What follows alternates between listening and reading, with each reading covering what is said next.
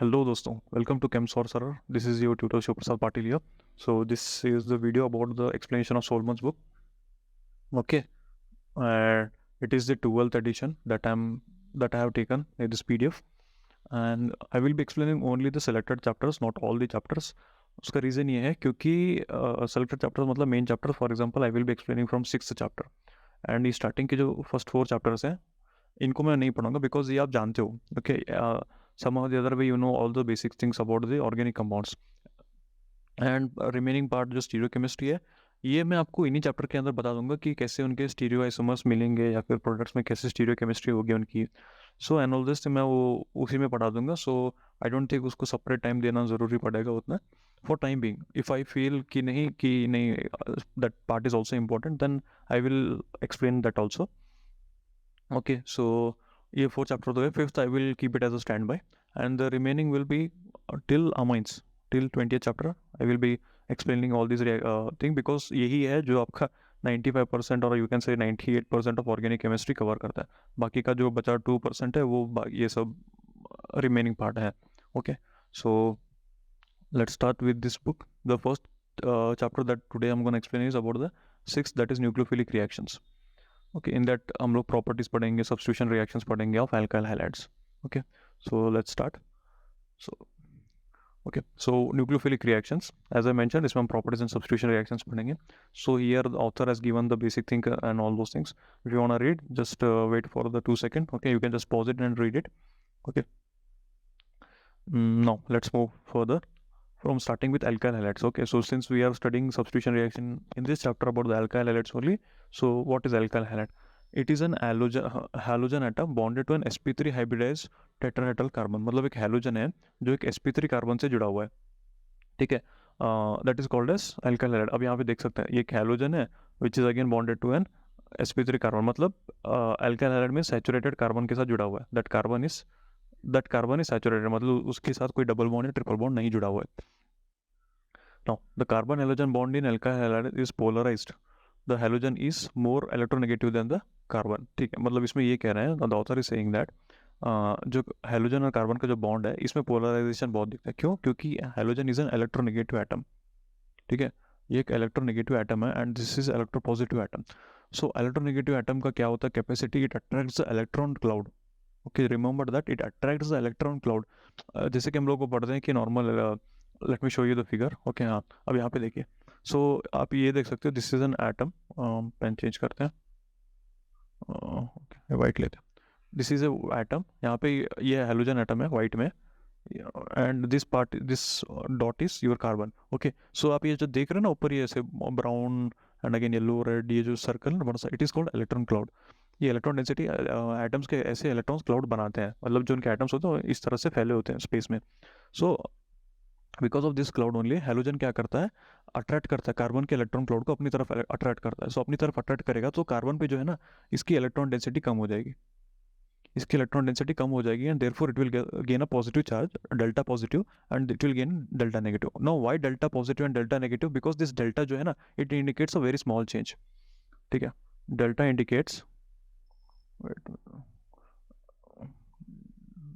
Indicates small change. ठीक है, सो ये स्मॉल चेंज होगा बहुत. Again alkyl hydrides are again grouped into primary, secondary, tertiary. Primary मतलब अगर हेलोजन ऐसे कार्बन से जुड़ा है जो सिर्फ दूसरे एक ही कार्बन से जुड़ा हुआ है. देखिए अब ये हेलोजन है, एक कार्बन से जुड़ा हुआ है alkyl hydride. Again this carbon is bonded with another carbon atom, मतलब एक ही कार्बन एटम से जुड़ा है. So at the time it is primary. अगर वही कार्बन अगर 2 एटम से जुड़ा होता, दो कार्बन से जुड़ा होता, स्पेसिफिकली मेंशनिंग 2 कार्बन से जुड़ा होता, then it is secondary. And again same carbon is again bonded with 3 different carbons और सेम कार्बन्स 3 डिफरेंट, मतलब यहाँ पे भी हो सकता है CH3 हो, यहाँ पे भी CH3 हो सकता है, यहाँ पे भी CH3 हो सकता है, या फिर यहाँ पे इथाइल हो सकता है, यहाँ पे मिथाइल ME हो सकता है, यहाँ पे ब्यूटाइल हो सकता है, कुछ भी हो सकता है. So anything can be possible. So it is tertiary carbon. ठीक है, so these are the characterisations. Now ये मैं मतलब प्राइमरी, सेकेंडरी, टेरेशरी आपको क्यों बता रहा हूँ? बिकॉज ये हमको इंपॉर्टेंट है at the time of substitution reaction. Now the halogen bond length increases and the carbon halogen bond increases and the carbon halogen bond strength decreases as we go down the periodic table. ठीक है, so one more thing is as we go down from the periodic table, that is fluorine, chlorine, bromine and iodine, the bond length between the carbon and halogen goes on increasing. ठीक है, जैसे हम ऊपर से नीचे की तरफ आएंगे तो बॉन्ड लेंथ इंक्रीजेस। अब बॉन्ड लेंथ क्यों इंक्रीज करता है, देखो फ्लोरीन का क्या है, एटॉमिक साइज छोटा है, और कार्बन का भी एटॉमिक साइज छोटा है, एटॉमिक हाँ साइज छोटा है, एंड ऑलमोस्ट ऑल दोनों सेम साइज के ही हैं, ठीक है, क्योंकि they belong to the same period. So इसके वजह से, एंड सिंस फ्लोरीन की इलेक्ट्रोनेगेटिविटी ज़्यादा है, because of that it will attract the strong bond बनाएगा। सो स्ट्रॉन्ग बॉन्ड बनेगा तो बॉन्ड छोटा होता जाएगा, जितना बॉन्ड आपका स्ट्रॉन्ग होगा उतना बॉन्ड छोटा रहेगा आपका। सो इसकी वजह से दोनों मतलब इन दोनों में कोई टकराव नहीं है, कोई स्पेस के लिए कोई झगड़ा नहीं है, सो देयरफॉर बॉन्ड लेंथ छोटा होगा। वही क्लोरीन को पकड़ेंगे, CnCl को पकड़ेंगे तो थोड़ा क्लोरीन बढ़ा जाएगा, तो ये क्या करेगा, थोड़ा दूर रहेगा, तो कि इलेक्ट्रॉन्स इनके रिपेल ना हो आसपास, इवन तो ये अट्रैक्ट करेगा अपनी तरफ, बट होता है ना कि थोड़ा बहुत लाइक चार्जेस रिपेल करता है। So because of that space मिलनी चाहिए। अब समझ लो कोई पतला आदमी बैठा है सीट पे एंड कोई मोटा आदमी बैठा है सीट पे, तो मोटा आदमी ज़्यादा कवर लेगा ना कंपेयर टू पतला आदमी। सो उसी तरह क्लोरीन भी थोड़ा मोटा होता है as compare to carbon. Again bromine again थोड़ा क्लोरीन से बड़ा है, so it will again occupy larger space, so therefore इसका बॉन्ड लेंथ थोड़ा बड़ा होगा। फिर अगर आयोडीन आया तो इसका और बॉन्ड लेंथ ज़्यादा होगा, ठीक है। अगर मैं मेंशन करूँ एक इमेज की तरफ से, then it will be of Cl। हाँ, ऐसे आप ऐसे समझ सकते हो, this is the bond length, ठीक है, दिस इज द बॉन्ड, जैसे जैसे नीचे होगी बॉन्ड लेंथ इंक्रीज होगा। Now coming back to the bond strength क्या होगा, रिवर्स होगा, बॉन्ड लेंथ का रिवर्स होगा आपका बॉन्ड स्ट्रेंथ, ठीक है, बॉन्ड स्ट्रेंथ। अब ये कैसे है, देखिए आयोडीन का एंड कार्बन का बॉन्ड बहुत वीक होता है, इट कैन ब्रेक इजीली, बहुत इजीली ब्रेक हो जाता है, हल्का सा भी आप एनर्जी दे दो in the form of heat, easily break हो जाएगा। इवन तो रूम टेम्परेचर पे भी आप थोड़ा सा 1-2 टेम्परेचर ज़्यादा कर दो, ये बॉन्ड ब्रेक हो जाएगा। वहीं क्लोरीन और ब्रोमीन थोड़ा स्टिफली बॉन्ड होते हैं, एंड क्लोरीन और फ्लोरीन का जो बॉन्ड है it is a very like strong bond, इसको आपको अगर ब्रेक करना है you need a little bit of higher energy, ठीक है, इन सबसे कंपेयर करेंगे तो इसको हायर एनर्जी ज़्यादा चाहिए। Now, okay, this is the about the bond length and bond dissociation. Now again ये important क्यों, क्योंकि ये हम reactions में पढ़ेंगे, substitution reactions में। एंड और CF जो है ना ये बहुत पोलर होता है, क्यों पोलर होता है, बिकॉज देखो इसकी इलेक्ट्रोनेगेटिविटी ज़्यादा है, सो ये क्या करेगा, ज़्यादा इलेक्ट्रॉन अपनी तरफ खींचेगा, सो ज़्यादा खींचेगा तो इसमें मतलब डेल्टा नेगेटिव ज़्यादा आएगा, एंड इस पर डेल्टा पॉजिटिव है। ये डेल्टा को आप डोंट गेट कंफ्यूज, ठीक है, ये सिर्फ स्मॉल चेंज है in the charge, not the complete change, this is small change. देखो इसका स्ट्रेंथ जो नेगेटिव चार्ज आएगा फ्लोरीन पे वो थोड़ा ज़्यादा होगा as compare to the other halogen atoms, so therefore it is more polar. Now what is polar in nature, polar मतलब अगर आप कोई समझ ले कोई एटम्स है, ठीक है, let me take A and B करके 2 एटम है, ठीक है, इन दोनों में अगर चार्ज डिफरेंस है, अगर समझ लीजिए पॉजिटिव है ये नेगेटिव है, इस चार्ज डिफरेंस की वजह से इन दोनों के बीच में कुछ अट्रैक्शन होते हैं, कुछ रिपल्शन होते हैं, so that is called as polar nature.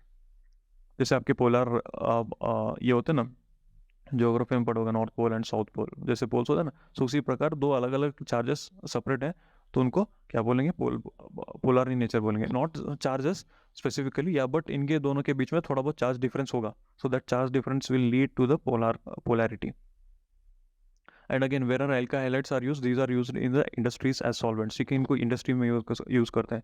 आप नॉर्मल लैब्स में भी बहुत सारे पोलर कंपाउंड्स यूज करेंगे टू डिसॉल्व योर रिएजेंट्स और डिसॉल्व योर कंपाउंड्स, ठीक है, कुछ कंपाउंड्स ऐसे हैं जो वाटर में डिसॉल्व नहीं होते हैं, okay, so they need some other high solvents, ठीक है, उनकी कैपेसिटी मतलब वाटर में डिसॉल्व होने लायक नहीं होती।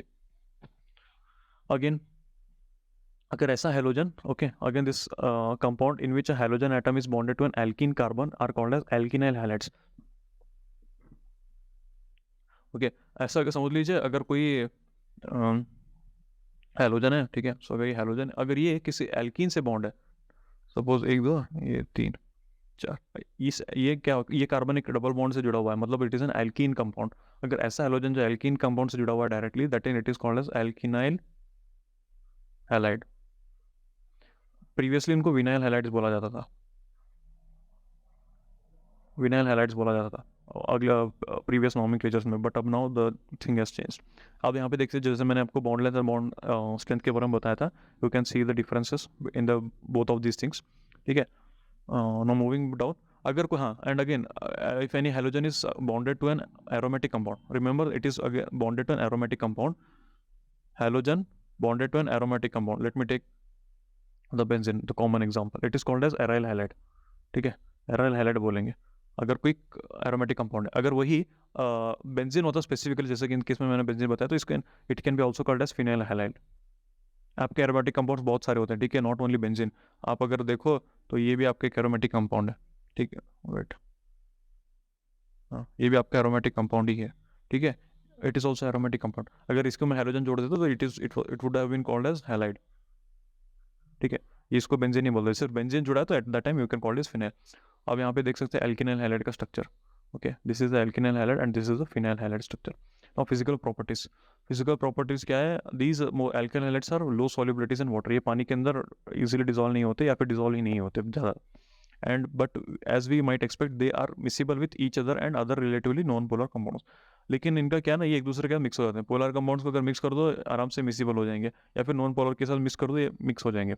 और यहाँ पे बहुत सारे कंपाउंड्स हैं, फॉर एग्जांपल डाइक्लोरोमीथेन, ठीक है, उसका कॉमन नेम है मिथाइलिन क्लोराइड, ट्राइक्लोरोमीथेन, योर क्लोरोफॉर्म, ठीक है, जिससे आपको सुंगा के बेहोश करने के मतलब दिखाते हैं मूवीज में, so that is this CaCl3, tetrachloromethane CCl4, carbon tetrachloride sometimes used, then all these things are the compounds.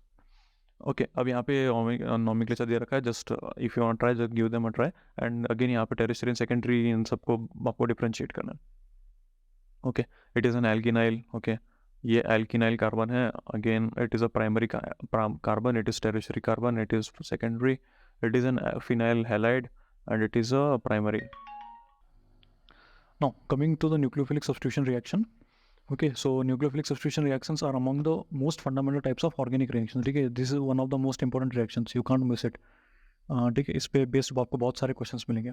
In nucleophilic substitution reaction nucleophile displaces a living group in the molecule that undergoes the substitution।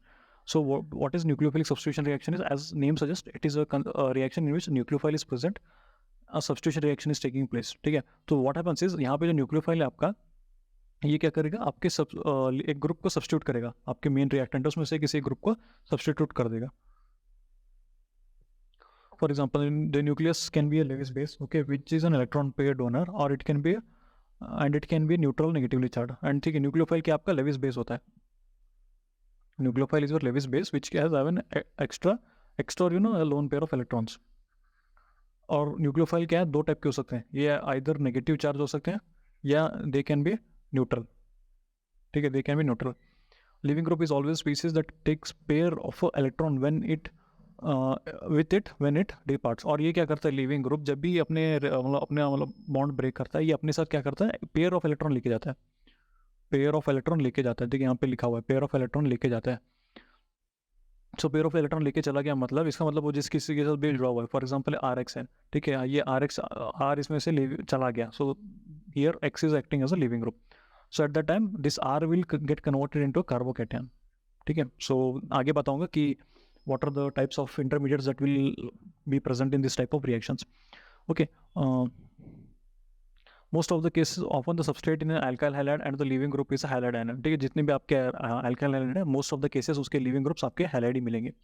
यहाँ पे देखिए एक example को represent किया गया, या उस मतलब रिएक्शन को एग्जाम्पल से रिप्रेजेंट किया, यहाँ पे एक न्यूक्लियोफाइल है और यहाँ पे आपका एक रिएक्टेंट स्पीसीज है, because of some conditions, favourable conditions होगी जिसकी वजह से लिविंग ग्रुप चला गया होगा और उसकी जगह न्यूक्लियोफाइल आके अटैक करेगा। यहाँ पे देखिए हमने न्यूक्लियोफाइल लिविंग ग्रुप की जगह ले चुका है, and nucleophile is present in your solvent.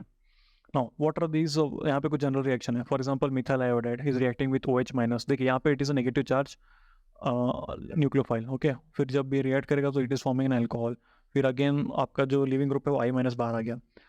In the next case methoxy NN है, ठीक है, ये Br को रिमूव कर रहा है, यहाँ पे क्लोरीन है जो सब्स्टिट्यूट हो रहा है आयोडीन से, एंड अगेन यहाँ पे जो CH3 है यहाँ पे ये is getting replace by neutral ligand, this is your neutral ligand, neutral sorry not ligand, neutral nucleophile, okay, this is your neutral nucleophile, it is replacing iodine, ठीक है। So these are the type of reactions. In nucleophilic substitution reactions the bond between the substrate carbon and the leaving group undergoes heterolytic cleavage, ठीक है। So जब ये bond break होता है ना of between the leaving group, हम यहाँ पे देखिए ये जो लिविंग ग्रुप है, ये जो लिविंग ग्रुप है एंड ये जो आपका मेन रिएक्टेंट है, उसके बीच में हेटेरोलाइटिक क्लीवेज होता है। Heterolytic cleavage, what is heterolytic cleavage, it is a type of cleavage in which the bond is breaking unequally, ठीक है। सपोज A एंड B है, A एंड B के वो कोवलेंट बॉन्ड्स, ठीक है, इन कोवलेंट बॉन्ड में हेटेरोलाइटिक क्लीवेज एंड होमोलाइटिक क्लीवेज करके दो टाइप के आपको बॉन्ड डिसोसिएशन मिलेंगे। इन हेटेरोलाइटिक क्या होगा, एनी ऑफ दिस एंटिटी, मतलब entity in the sense any of this element A और B, ये क्या करेगा, अपने साथ पूरा इलेक्ट्रॉन लेके चला जाएगा, जिसके साथ वो जुड़ा हुआ है ना उसका भी इलेक्ट्रॉन लेके जाएगा। इन कोवेलेंट बॉन्डिंग में होता क्या actually, it is a mutual sharing of electron, मतलब तू भी एक देगा इलेक्ट्रॉन, मैं भी एक इलेक्ट्रॉन दूंगा। देयरफॉर यहाँ पे जो ए है ये भी एक इलेक्ट्रॉन दे रहा है एंड बी जो है वो भी एक इलेक्ट्रॉन दे रहा है। सो इन दोनों के बीच ये इलेक्ट्रॉन देने की वजह से एक म्यूचुअल बॉन्ड बन रहा है। जैसे कि आप फ्रेंडशिप में देख लो, ठीक है, फ्रेंडशिप देख लो, अपने नेबर्स में देख लो, नेबर्स में कैसा बॉन्डिंग होता है, इट्स कोवेलेंट बॉन्डिंग। क्योंकि आप जब आपको जब हेल्प की जरूरत होती है तो आपके नेबर्स हेल्प करेंगे, या फिर उनको किसी चीज़ की जरूरत होती है तो आप उनकी हेल्प करोगे, उससे ऐसा होता है। सो हेटेरोलाइटिक में वही होगा। यहाँ पे इनमें से कोई एक, सपोज बी, ठीक है, B is acting as a leaving group, तो ये क्या करेगा, जब क्लीवेज होगा ये अपने साथ पूरा बॉन्ड लेके चला जाएगा। दैट इज बॉन्ड मतलब पूरा इलेक्ट्रॉन पेयर लेके चला जाएगा, दैट ऑफ ए ऑल्सो। और वेराज इन होमोलाइटिक क्या होगा, होमोलाइटिक क्लीवेज में यहाँ पे बॉन्ड इक्वली डिवाइड होगा, मतलब एक एक इलेक्ट्रॉन उनको मिलेंगे, ए का इलेक्ट्रॉन उसके पास होगा, बी का इलेक्ट्रॉन मिलेगा। और हम लोग ऑर्गेनिक केमिस्ट्री में एक इलेक्ट्रॉन को रेडिकल से रिप्रेजेंट करते हैं, ओके, ये रेडिकल बनते हैं। वेराज इन हेटेरोलाइटिक क्लीवेज आपको आयंस मिलते हैं, either cation or an negative anion, whereas in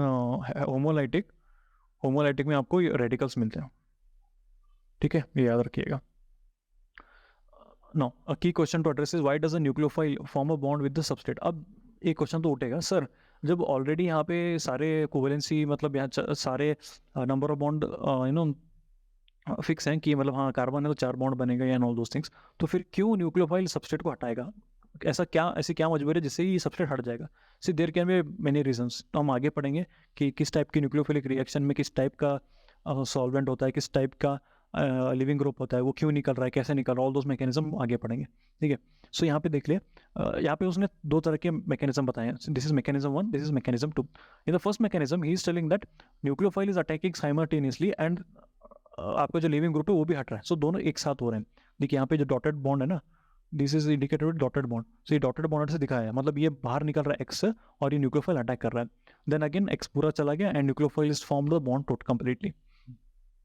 now in the second reaction पहले क्या बोल रहा है कि जो आपका ये है लिविंग ग्रुप वो पहले बाहर निकल रहा है, रिजल्टिंग इन ये आपका होमोलाइटिक क्लीवेज, सॉरी हेटेरोलाइटिक क्लीवेज है, हेटेरोलाइटिक क्लीवेज, ठीक है, दिस इज योर हेटेरोलाइटिक क्लीवेज। सो ये हेटेरोलाइटिक क्लीवेज होने की वजह से क्या हो रहा है, सबसे पहले तो ये बॉन्ड निकल गया, किसका, आर एक्स के बीच में का जो बॉन्ड था वो ब्रेक हो गया and your R is getting positive charge. अब इसके पास इलेक्ट्रॉन डेंसिटी कम है, सो इस इलेक्ट्रॉन डेंसिटी कम होने की वजह से न्यूक्लियोफाइल क्या करेगा, आर पे अटैक करेगा। आर पे अटैक करने की वजह से न्यूक्लियोफाइल एंड आर के बीच में बॉन्ड बनेगा। कैसे होगा, हमेशा अट्रैक्शन कैसे होता है, अपोजिट चार्ज के बीच में होता है। सिंस नेगेटिव है इसके पास चार्ज ज़्यादा है और ये पॉजिटिव जिसके पास चार्ज कम है, सो देयरफॉर ये ऑटोमेटिकली बैलेंस करने के लिए, एक दूसरे को बैलेंस करने के लिए चार्ज शेयर कर लेते हैं। Okay, so this is a general reaction. And अगर यहाँ पे कुछ क्वेश्चंस हैं, यू कैन प्रैक्टिस देम, ठीक है। And let's coming nucleophiles, what are nucleophiles, it is a nucleophile is a reason that seeks a positive centre, ठीक है। Nucleophile का एक रीजेंट है जो जिसको पॉजिटिव सेंटर चाहिए ना। पॉजिटिव सेंटर क्यों चाहिए, जैसे मैंने भी बताया था कि इनके पास एक एक्स्ट्रा चार्ज होता है, ठीक है, they can be an extra, जैसे nucleophile can be either neutral और नेगेटिव चार्ज। नेगेटिव चार्ज मतलब it is having a extra electron density, whereas a neutral can have a lone pair हो सकता है न्यूट्रल में। So these extra electrons will help in seeking in the positive charge. Now, a negative ion or uncharged molecule with an unshared electron pair is a potential nucleophile. कौन से आपके nucleophile बन सकते हैं, एक uncharged molecule, a negative ion और an uncharged molecule with a unshared electron pair. अगर समझ नेगेटिव आयन है आपका, so it will automatically act as a nucleophile.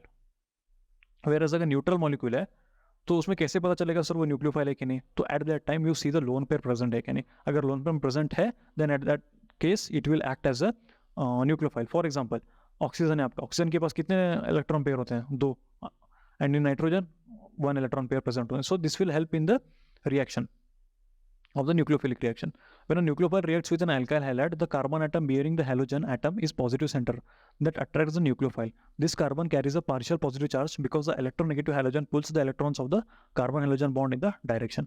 तो अब एक और कंडीशन यहाँ पे उसने बताया कि क्या होगा, न्यूक्लियोफाइल क्या है, इज अ नेगेटिव चार्ज, ठीक है। सो जब अल्काइल हाइड्राइड में हम देखते हैं, मैंने जैसे पहले बताया था, ये डेल्टा नेगेटिव होता है हेलोजन, और आपका जिस हेलोजन के साथ वो कार्बन जुड़ा हुआ है या फिर जो हेलोजन कार्बन के साथ जुड़ा है वो कार्बन डेल्टा पॉजिटिव होता है एंड न्यूक्लियोफाइल को पॉजिटिव चार्ज ही चाहिए। सो देयरफॉर ये इजीली अटैक करेगा, हेलोजन आराम से बाहर निकलेगा। So he is telling that only. या use of a negatively charge nucleophile results in a neutral product ठीक है, नेगेटिव चार्ज कैसा है, न्यूट्रल प्रोडक्ट बनाएगा, formation of this covalent bond between the negative nucleophile and substrate neutral as the formal charge of the nucleophile. So here यहाँ पे मतलब उसने charge को सेटिस्फाई करने के लिए बोला है। अगेन यहाँ पे न्यूट्रल न्यूक्लियोफाइल है, वो क्या करे, results in the initially positive charge. जो पहले न्यूट्रल वाला होता है वो पॉजिटिव चार्ज बनाता है, लेकिन फिर बाद में प्रोटोनेशन ऑल उनकी वजह से आपका चार्ज हट जाता है। So this is not an important thing, let it be. Okay, so now again one more thing that you need to need is one thing is solvolysis. ठीक है, बहुत सारे ऐसे रिएक्शन है जिसमें हम सॉल्वेंट का बहुत इंपॉर्टेंस होता है। So that solvent when this type of solvent are involve ना, सो उनके भी कुछ नेम्ड रिएक्शंस होते हैं। For example solvolysis. So what is a solvolysis अगर मैं बोलूँ, जिसमें आपका जो सॉल्वेंट है it is acting as a, अब यहाँ पे दे रही है, it in reaction this nucleophile is a solvent molecule. Since solvent molecules are present in the great excess, this equilibrium favors transfer of proton from alkoxynium ion to water molecule. This type of reaction is example of solvolysis, which is discussed in the further. ठीक है, ये further example में मतलब उसने solvolysis के बारे में, but अगर मैं ऊपर बढ़ता हूँ, solvolysis मतलब जिसमें solvent हेल्प करता है रिएक्शन में। ठीक है, ऊपर बताता हूँ solvent क्या करता है, आपका रिएक्शन में हेल्प करता है, that is called as solvolysis. अब यहाँ पे एक और एग्जाम्पल दे रखा है उसने, the reaction of ammonia with alkyl halide as shown below provides another example of the nucleophile in uncharged. ठीक है, अब यहाँ पे देखिए ये न्यूक्लियोफाइल है, इवर अमोनिया इज अ न्यूक्लियोफाइल। क्यों? क्योंकि इसके पास एक लोन पेयर प्रेजेंट है। सो ये लोन पेयर प्रेजेंट होने की वजह से क्या होगा, it will attack on the positive centre. ठीक है, पॉजिटिव सेंटर पे अटैक करेगा और आपका हेलोजन बाहर निकल गया। अब देखिए पॉजिटिव सेंटर पे अटैक करेगा तो नाइट्रोजन के 4 बॉन्ड बन रहे हैं, बट बेसिकली कितने बॉन्ड बना सकते हैं, 3 बॉन्ड बाई रूल। लेकिन उसमें से क्या करेगा, ये अपना प्रोटॉन हटा लेगा। सो ये प्रोटॉन हटाने के बाद क्या करेगा, एक और अमोनिया बेस जो प्रेजेंट होगा NH3, वो इसमें से एक प्रोटॉन ले लेगा and it will result in the formation of NH4, और आपका जो NH3 जो जुड़ा था वो NH2 में कन्वर्ट हो जाएगा। सो न्यूट्रल अगेन बन जाएगा। सो ये पॉजिटिव चार्ज और नेगेटिव चार्ज को स्टेबलाइज करने में almost all, what happens is positive and negative charge get stabilized after the formation of bond. either transfer of proton निकल जाता है, either transfer of proton हो जाता है, या फिर sharing हो जाती है। so there are different things that happen depending on the nature of the reaction. अभी तो हम ऊपर पढ़ रहे हैं, and I'm sorry if I am speaking very fast. let me know अगर the speed of my explanation is too fast. Comment section में बता दीजिए, so that I will reduce. वो I try, लेकिन फिर आपने जैसे पढ़ाता जाता हूँ मैं, फिर वो फ्लुएंसी फिर से आ जाती है मेरी नॉर्मल बात करने के स्पीड। ओके, अगर आपको बहुत स्पीड लग रहा है, just you can slow it to, I guess 0.5 is the lowest है, इसके बाद 1 से उसके बाद 0.5 is the lowest. So you can just go there. Okay, वो स्पीड पे आप देख सकते हैं। Now what is leaving group? अब तक तो हम लोगों ने न्यूक्लियोफाइल के बारे में पढ़ लिया। So what is now leaving group? Leaving group is a substituent that can leave a relatively stable weakly basic molecular sign. अब देखिए, अगर मैं इसको ऊपर बता दूं या फिर एक अच्छे एग्जांपल के साथ बताऊं, एक लिविंग ग्रुप वो होता है जो स्टेबल हो रिएक्शन के बाद। फॉर एग्जांपल, अभी देखो एक घर है, ठीक है, एक बंदा है जिसका खुद का घर है, ठीक है, गाड़ी है, बंगला है, खाने के लिए सब, इट्स एवरीथिंग, लेकिन उसका मन उबर चुका है। उबर चुकने वो क्या करेगा, घर छोड़ के बाहर जाएगा। या फिर ऐसा मान लो कि अगर आप स्टूडेंट हो, ठीक है, if you are a student, I don't know how many you are from Kota and all those cities of with learning, but जैसे जो हॉस्टल में हैं, जो पीजीज में रहते हैं, उनके लिए शायद ये रिलेटेबल होगा। अब आपको घर में सब मिल रहा है, ठीक है, खाना मिल रहा है, ठीक है, टाइम पे खाना मिलता है, मम्मी हेल्प कर देती है पढ़ाने में या पढ़ने में, पापा हेल्प करते हैं, cousins and all those things they will help you. And ठीक है, घर पे कपड़े कुछ धुल जाते हैं वॉशिंग मशीन में, या मतलब घर पे अगर मम्मी धोती हैं, पापा धोते हैं, जो भी है, सो ये इजीली हो जाता है। लेकिन समझ लो जब आपको हॉस्टल में रखा जाए, हॉस्टल में रखेंगे तो पेरेंट्स ये सोचेंगे ना कि हमारा बेटा रहेगा कैसे रहेगा एंड ऑल दोस थिंग। वो क्या क्या देखेंगे, सबसे पहले वो आपका खाना देखेंगे, खाना ढंग से मिल रहा है कि नहीं, रहने की जगह देखेंगे, अकोमोडेशन आपका, ठीक है, पीजी अच्छा है या नहीं, हॉस्टल अच्छा है नहीं, फैसिलिटीज़ हैं क्या नहीं, सारे वो देखेंगे। So these are the basic amenities that your parents will see first जब आपको घर से बाहर निकले। अपने आपको एक लिविंग ग्रुप की तरह ही समझो, एंड आपका जो घर है ना, ये कोवेलेंट बॉन्ड है, ठीक है। सो जब आप घर से बाहर निकलोगे, अगर आप स्टेबल हो कि नहीं वो चेक करने के लिए ये सब आपके पेरेंट्स फूड एंड अकोमोडेशन ये सब देखेंगे। सो इसी तरह यहाँ पे वही होता है, जब लिविंग ग्रुप बाहर निकलता है तो वो ऐसे ग्रुप्स बाहर निकलते हैं जो बॉन्ड ब्रेक करने के बाद स्टेबल हो, ठीक है, जो स्टेबल हो सके वो बॉन्ड ही ब्रेक होते हैं। सारे ग्रुप्स लिविंग ग्रुप की तरह एक्ट नहीं करते ऐसे, ठीक है। और ये हाउ टू नो सर कि कौन सा लिविंग ग्रुप है कौन सा नहीं, it is again bye practice. Practice is very important. जब तक आप प्रैक्टिस नहीं करोगे you can't understand organic chemistry. Even तो अपनी थ्योरी पढ़ लिया, कॉन्सेप्ट समझ में आ गया, but there will be some questions they will trick your mind. बहुत सिंपल क्वेश्चंस होते हैं, बहुत सिंपल टॉपिक होता है, लेकिन उस पर अब examiner can frame 100 different types of questions, अलग तरीके से बना सकता है। So be prepared, and the one who knows all this 100 okay, not 100 but even if 80 to 90% अगर जानता है ना इस कॉन्सेप्ट को, ही इज वन जो टॉपर्स होते हैं, ठीक है। 100 के 100 नहीं निकल सके तो भी 80-90 जो इजीली सॉल्व कर सकता है, those are the topper, real toppers, ठीक है। So be in that group. तो ये घर ये सब हटा देते हैं, फालतू का जगह ये हो रहा है। Okay, hope I am like explaining good. What is this practice, या स्टेबल ये हटा दो, प्रैक्टिस हटा दो। सो this is all about the leaving group. Now, the positive charge on the leaving group usually results from protonation of a substrate by an acid. ठीक है, ये examples हैं, so it is not that much necessary. He is explaining why, how the leaving groups and all those act. Okay, let it be. Okay, now what is SN2 reactions? ठीक है, what are SN2 reactions? Now here comes the main part of the our substitution reactions. हम लोग यहाँ पे दो type के substitution reactions पढ़ेंगे, that is SN1 and SN2 reaction. But first let's start with SN2. Okay, so what are SN2? ठीक है, मैं अगर ऊपर बताऊं, any reaction, wait a second, any reaction, okay, whose rate, sorry ये whose की spelling मैंने गलत लिख दिया, whose rate depends on the concentration of reactants, ठीक है। ठीक है, और यहाँ पे अपने जो रिएक्टेंट्स हैं उनका कॉन्सेंट्रेशन दोनों का डिपेंड करता है, that is if your nucleophile as well of your substrate, ठीक है। इन दोनों का कॉन्सेंट्रेशन बहुत डिपेंड करता है आपकी rate of the reaction, and therefore such reactions in which the concentration of nucleophile as well as substrate affects the rate of the reactions are called as biomolecular reactions. Now why biomolecular? Biomolecular मतलब दो, molecular मतलब singular और bi मतलब दो.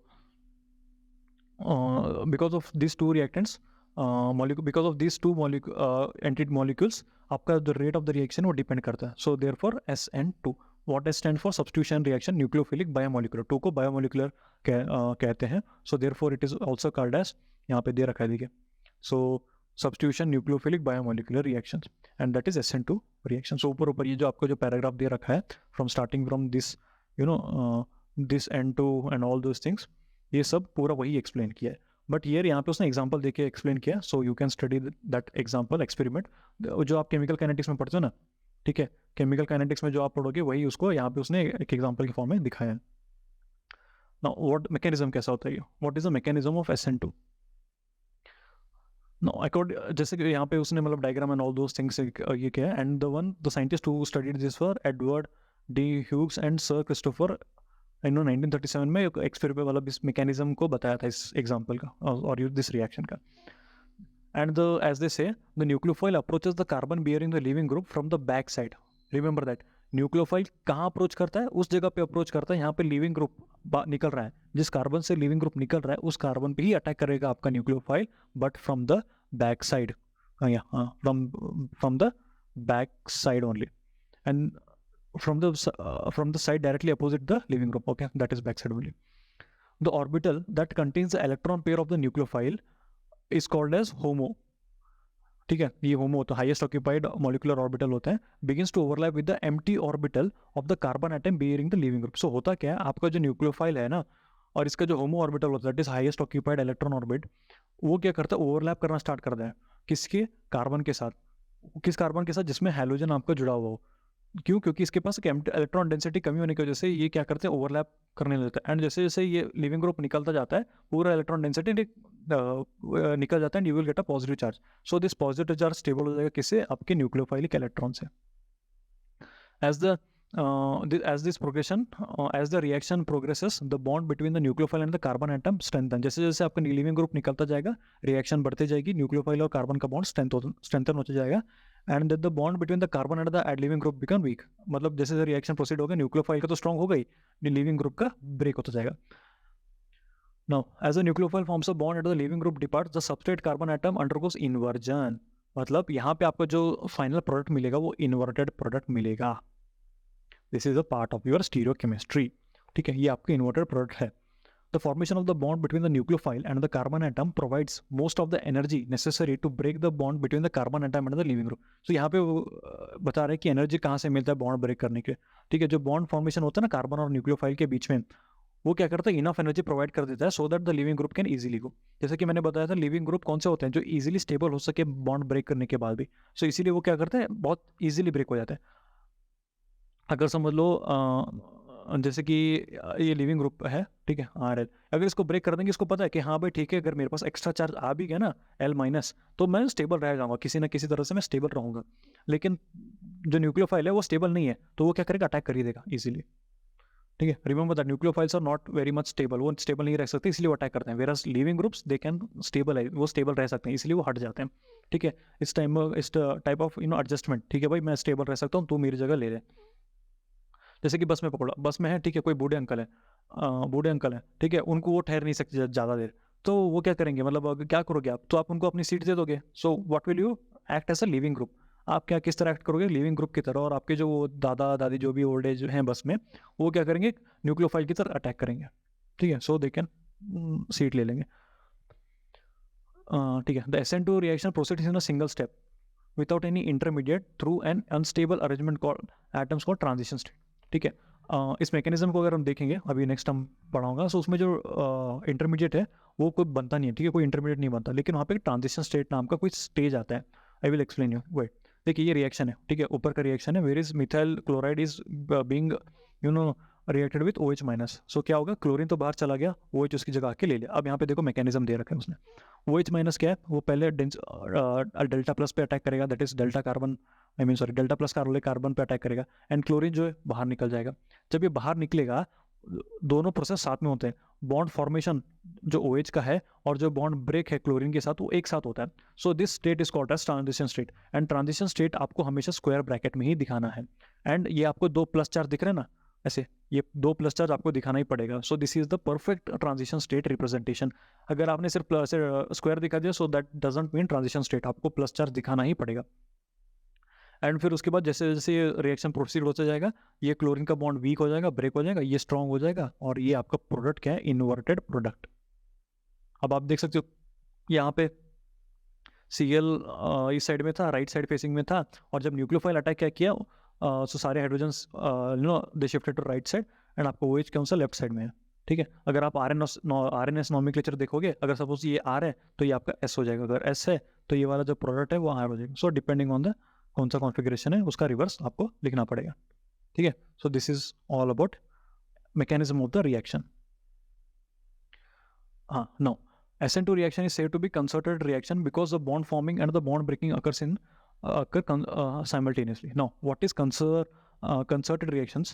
Concerted reactions are those reactions, ठीक है, in which formation of bond and breaking of bond take simultaneously.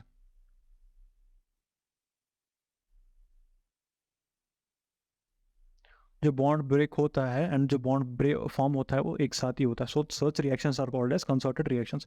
You will study these all in pericyclic reactions. If you are familiar with pericyclic reaction, then you might be knowing pericyclic reactions में ये होता है, bond breaking and bond formation एक साथ होता है. So such reactions are called as concerted reactions. And again यहाँ पे आपको पूरा now he has given the physical part of this. ये it is not much needed in this.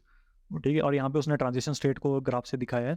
Organic chemistry में वैसे ये सब तो पूछेंगे नहीं, ठीक है, but if you are your knowledge, if you want to study this, you can study this part, but I am gonna explain only which is required for your example and all those things. ये book actually बहुत बड़ा है, अगर मैं point two point explain करता जाऊँगा, so it will take a lot of time. Now again यहाँ पे टेम्परेचर, ये हाँ, again he has mention the temperature. A 10 degrees increase the temperature will cause the reaction rate or to double or for many many reactions taking place near a room temperature. मतलब 10 degrees rise करने पे आपका rate of the reaction 2 गुना बढ़ जाएगा. ठीक है, you will study this in physical chemistry, अगर chemical kinetics पढ़ा है, so it will a lot more easy. The stereochemistry of SN2 reaction. Now जैसा कि मैंने बताया था, न्यूक्लियोफाइल कैसे अप्रोच करता है, आपका सबस्ट्रेट कार्बन पे बैक साइड से अप्रोच करता है ऑफ द लिविंग ग्रुप. जहाँ से लिविंग ग्रुप हट रहा है उसके बैक साइड में रिजल्ट करेगा. एंड सच कॉन्फिगरेशन जो आपका प्रोडक्ट बन जाता है, the final product is called as inversion product. Inversion product. It is also called as Walden inversion. ठीक है, ऐसे जो प्रोडक्ट्स हैं जो SN2 में, उनको वॉर्डन इन्वर्जन बोलते हैं, क्योंकि वो the scientist who was the one who founded this. देखिए यहाँ पे फिर से उसने एक मैकेनिज्म को दिखाया, this is your transition state, OH is attacking, transition state बना, बॉन्ड ब्रेक हो रहा है क्लोरीन के साथ और बॉन्ड यहाँ पे OH के साथ बॉन्ड बन रहा है, अगेन फाइनल प्रोडक्ट क्या बना, inverted. Nuclear involve in countries of carbon dioxide, again same उसने यहाँ पे सेम मेंशन किया और यहाँ पे उसने एक एग्जांपल के साथ दिखाया। फॉर एग्जांपल अभी देखिए, अगर जिनको ऊपर वाला समझ में नहीं आया, यहाँ पे देखिए ये आपका क्लोरीन है, it is acting as a leaving group, तो OH माइनस क्या करेगा, पीछे से अटैक करेगा, पीछे से अटैक करने की वजह से क्या होगा, ये आपका OH उल्टा ही अटैक करेगा, यानी जो हाइड्रोजन नीचे था ये ऊपर चला जाएगा, सो ऊपर जाने की वजह से आपको इन्वर्टेड प्रोडक्ट मिल गया। सो यहाँ पे उसने ट्रांजिशन स्टेट को दिखाया है, okay this is your transition state, ऐसा दिखता है आपका ट्रांजिशन स्टेट इस रिएक्शन से। अगेन यहाँ पे फिर से उसने क्वेश्चन पूछा है, सो you can go through that question. now SN2 reaction always occurs with info, हाँ again he has mentioned some of the examples। यहाँ पे देखिए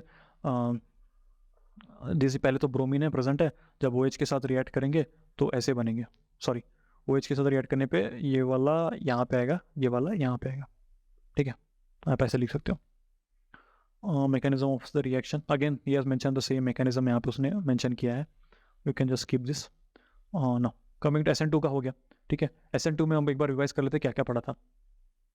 SN2 में क्या क्या पढ़ा था हम लोगों ने अब तक, रेट रिएक्शन कैसा होता है, ठीक है, रिएक्शन कैसा होता है, rate of the reaction depends on two things, that is your nucleophile and substrate and the stereochemistry of product, that is inverted, ठीक है। अब SN1 पढ़ते हैं, उसके बाद मैं कुछ पॉइंट्स और बताऊंगा which are similar in SN1 SN2 different in SN2 and SN1। No एक साइंटिस्ट थे ह्यूज, ठीक है, उन्होंने क्या देखा, टेरेशियरी ब्यूटाइल क्लोराइड का रिएक्शन देखा, तो उन्होंने पाया कि हाइड्रोक्साइड आयन कॉन्सेंट्रेशन को चेंज करने पर भी कुछ फर्क नहीं पड़ रहा है। So therefore he founded that the rate of the reaction was only depending on the substrate पे डिपेंड कर रहा था। सो उन्होंने क्या लिया था, टेरेशियरी ब्यूटाइल क्लोराइड को लिया था, that is your this CH3 thrice Cl। सो इसको लिया था, तो उन्होंने जब देखा रिएक्शन पे, तो उन्होंने देखा क्या नहीं, हाइड्रोक्साइड आयन कॉन्सेंट्रेशन चेंज करने पर भी रेट ऑफ द रिएक्शन कुछ फर्क नहीं पड़ रहा। Therefore he concluded that such reactions are called as SN1 reaction, that is substitution nucleophilic unimolecular reactions. 2 मतलब बायोमोलिकुलर था, 1 मतलब यूनिमोलिकुलर,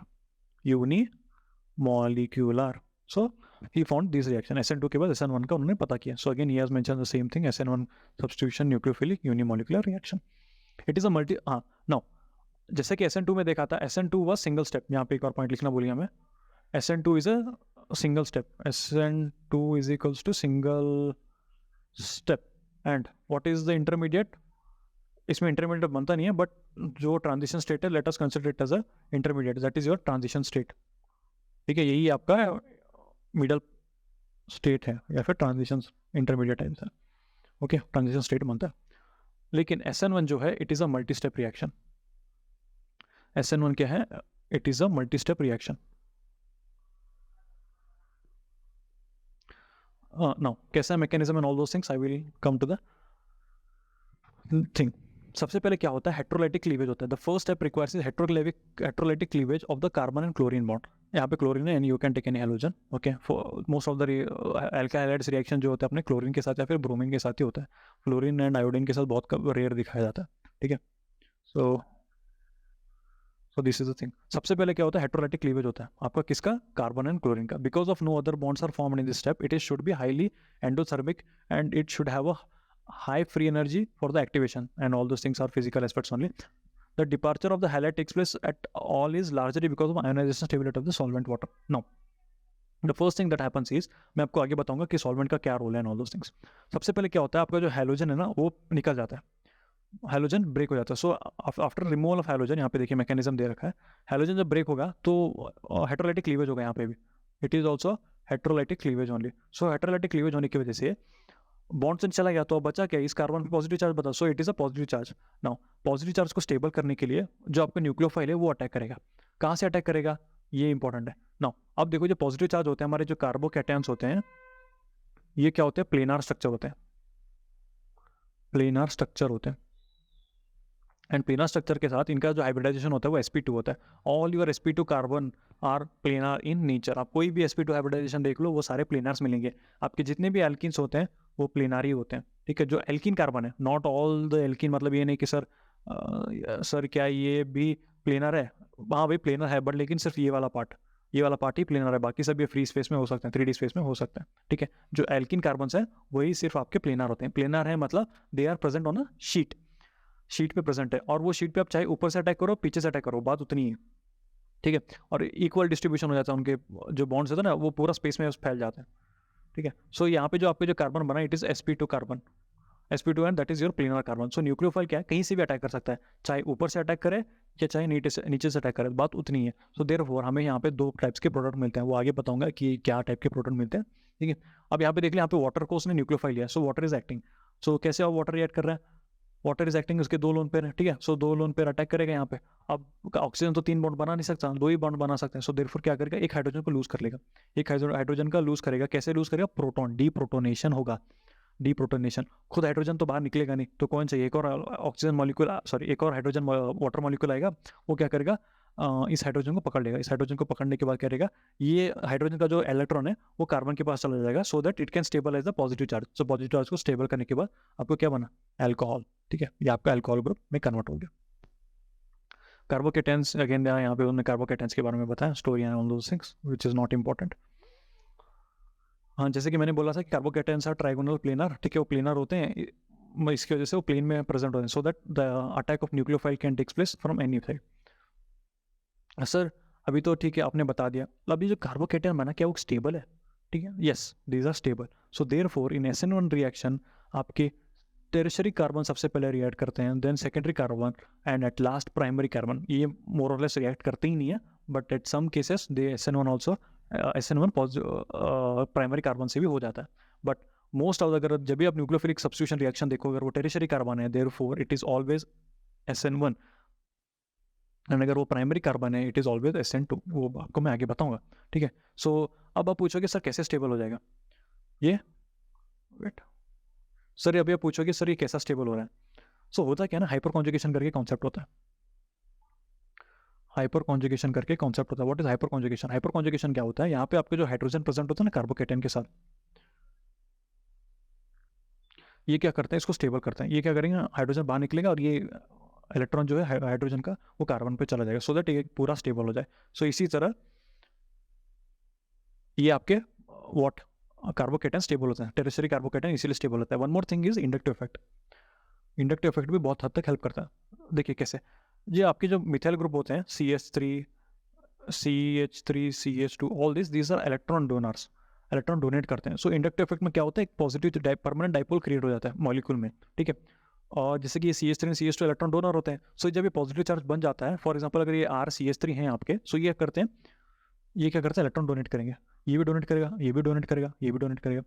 अब इसको कैसे समझे, एक बच्चा समझो. ठीक है, एक बच्चा है जो मेले में है, घूम रहा है अपने पेरेंट्स के साथ. ठीक है, पेरेंट्स के साथ घूम रहा है. फॉर एग्जाम्पल समझ लो एक छोटा बच्चा है, उसके साथ उसके पापा हैं, उसकी मम्मी है, उसका बड़ा भाई बहन जो भी है वो है. ये छोटा बच्चा खिलौनों को देख के जिद कर रहा है.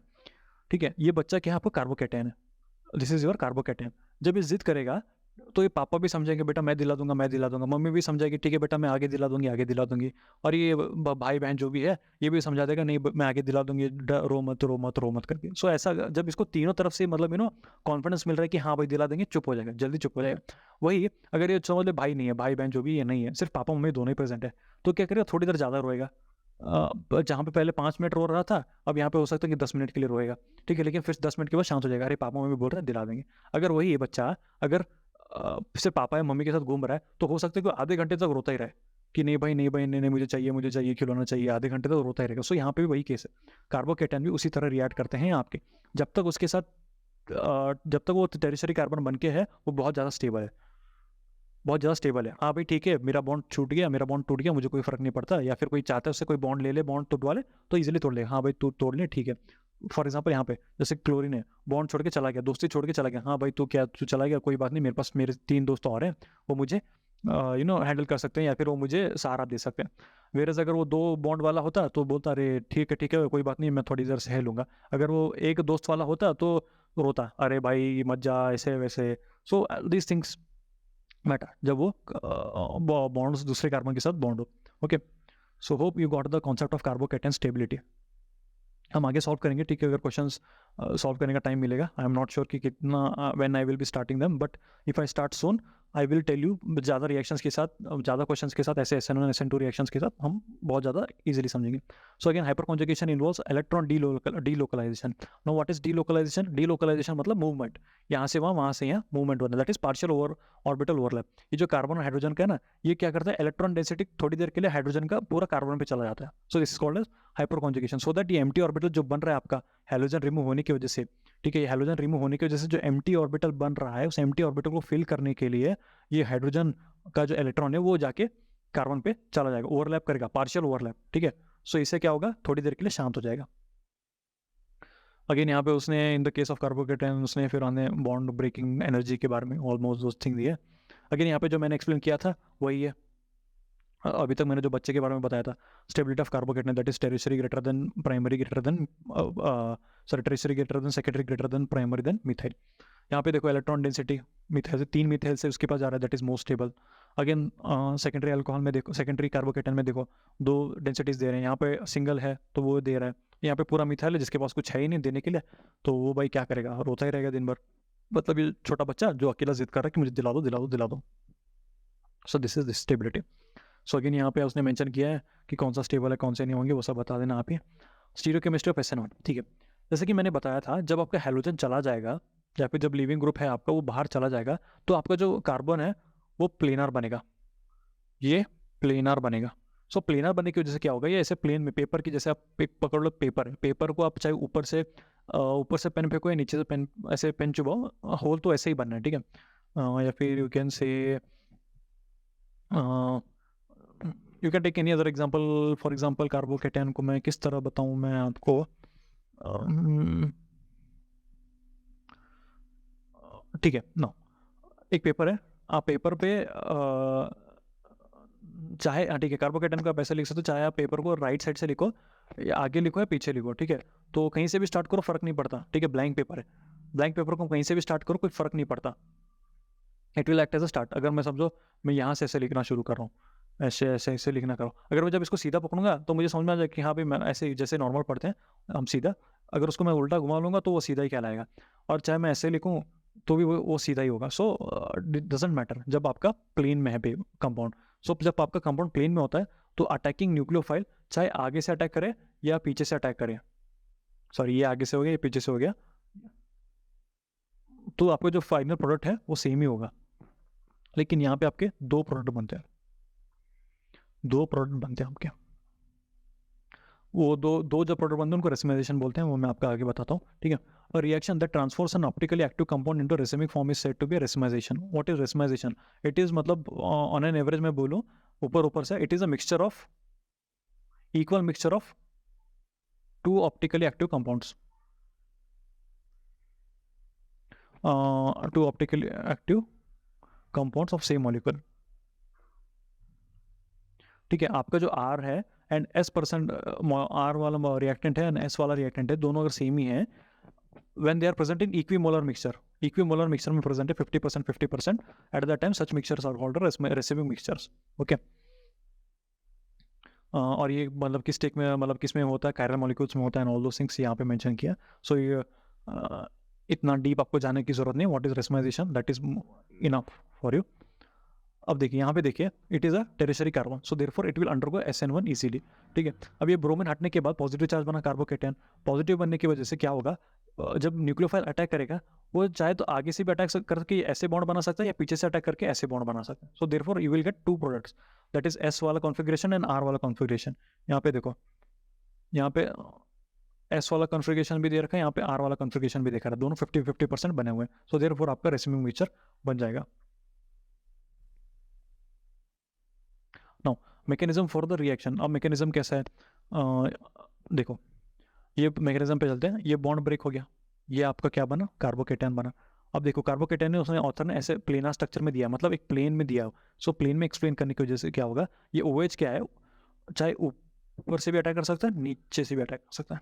सो जब ऊपर से अटैक करेगा कुछ इस तरह दिखेगा, जब नीचे से अटैक करेगा कुछ इस तरह दिखेगा। अब हाँ, वो जो पॉजिटिव चार्ज है कार्बन पे वो बाद में स्टेबल हो जाएगा। जैसे कि पहले वाले रिएक्शन में बताया था कि एक और H2O मॉलिक्यूल आके इसको पकड़ लेगा and this will shift on the carbon, so it is not necessary for us right now. हाँ, यहाँ पे उसने दिया, देखो ऊपर से जब अटैक करेगा तो एक और वाटर मॉलिक्यूल आएगा, हाइड्रोजन को लेके कार्बन पे इलेक्ट्रॉन ऑफ हाइड्रोजन शिफ्ट हो जाएगा और ये OH में कन्वर्ट हो जाएगा। अगेन अगर नीचे से अटैक कर रहा है तो भी आएगा वो वाटर मॉलिक्यूल, हाइड्रोजन को लेके जाएगा एंड पॉजिटिव चार्ज स्टेबल हो जाएगा। तो ये दोनों 50% बने। यहाँ पे समझ लो ये वाला आर है, अगर ये वाला ऐसे, I don't know if it's really R R S, but आप चेक कर लेना, ठीक है। फॉर एग्जाम्पल मैं बता रहा हूँ, अगर ये आर है ये एस है तो दोनों इक्वल मिक्सचर में बनेंगे। एंड रेसिमिक मिक्सचर जो होते हैं वो ऑप्टिकली इनएक्टिव कंपाउंड्स होते हैं।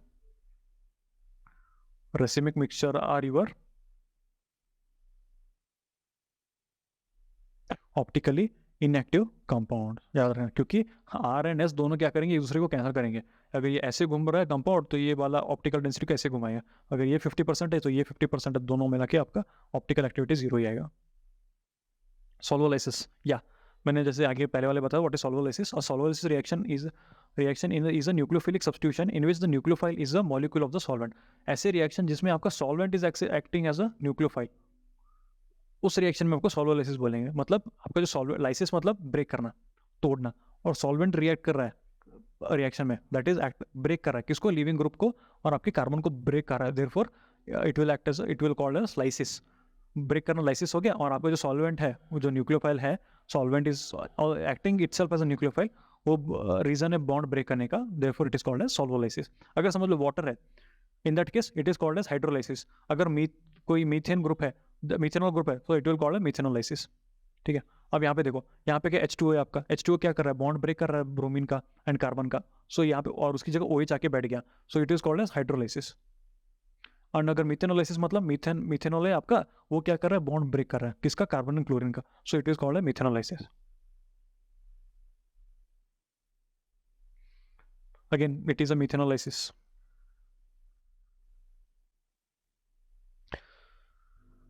ओके, आप यहाँ पे, हाँ दिस मैंने इसको हाईलाइट करके रखा है, प्लीज रीड दिस क्वेश्चन, ये बहुत इंपॉर्टेंट है, ठीक है।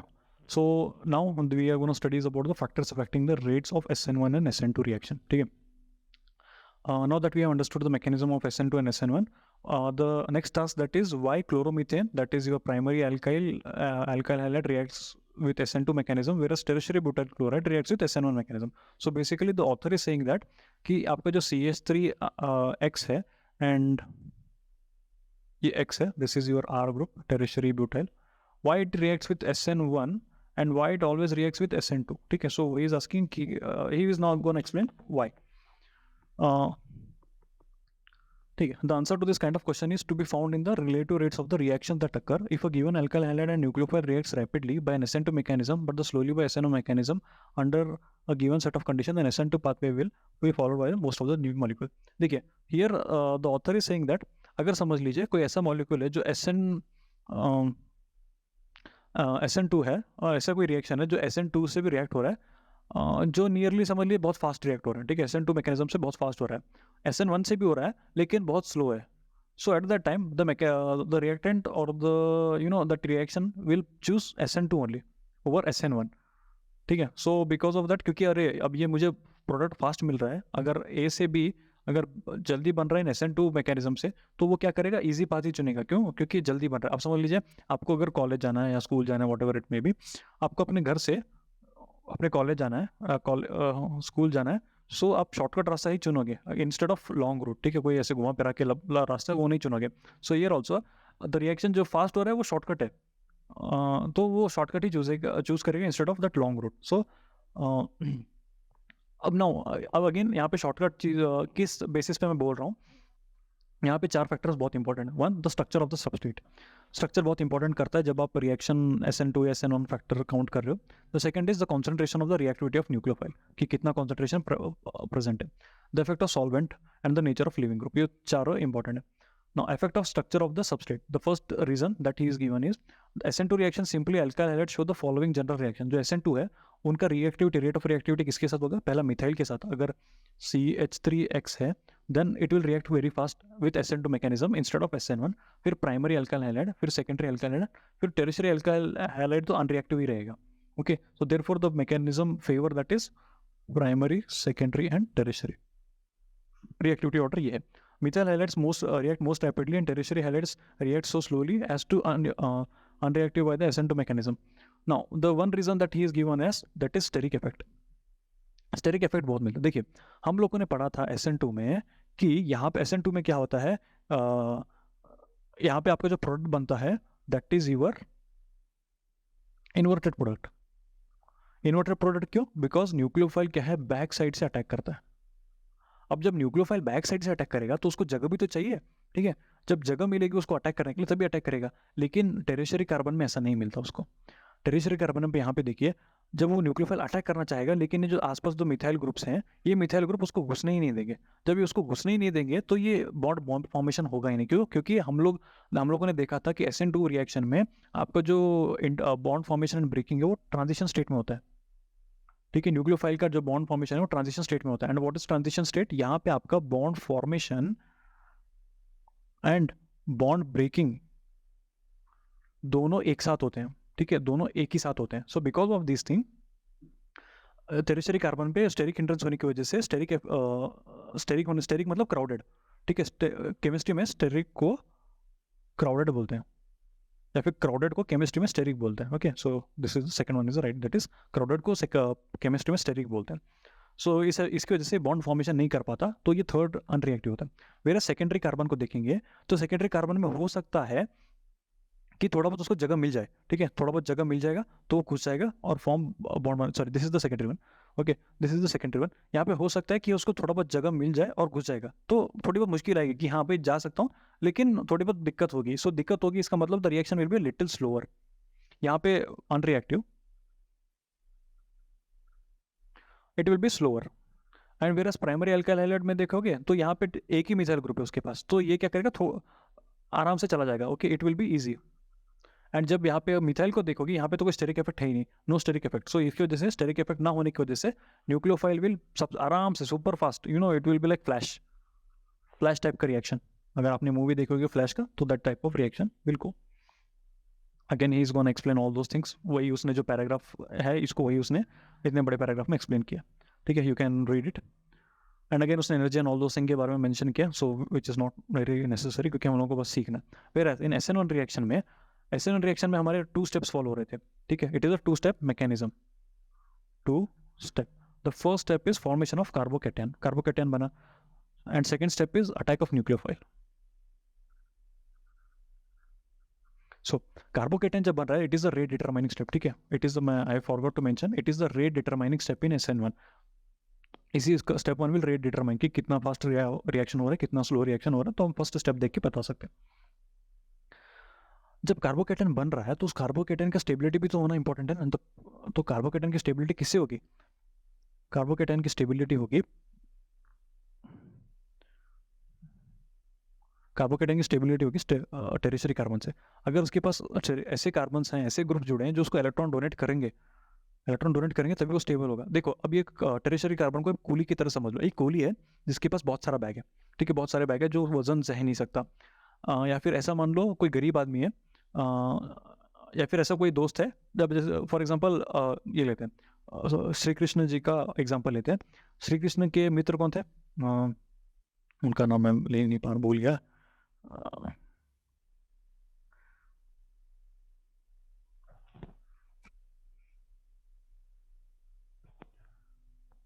Okay, now SN1 reaction.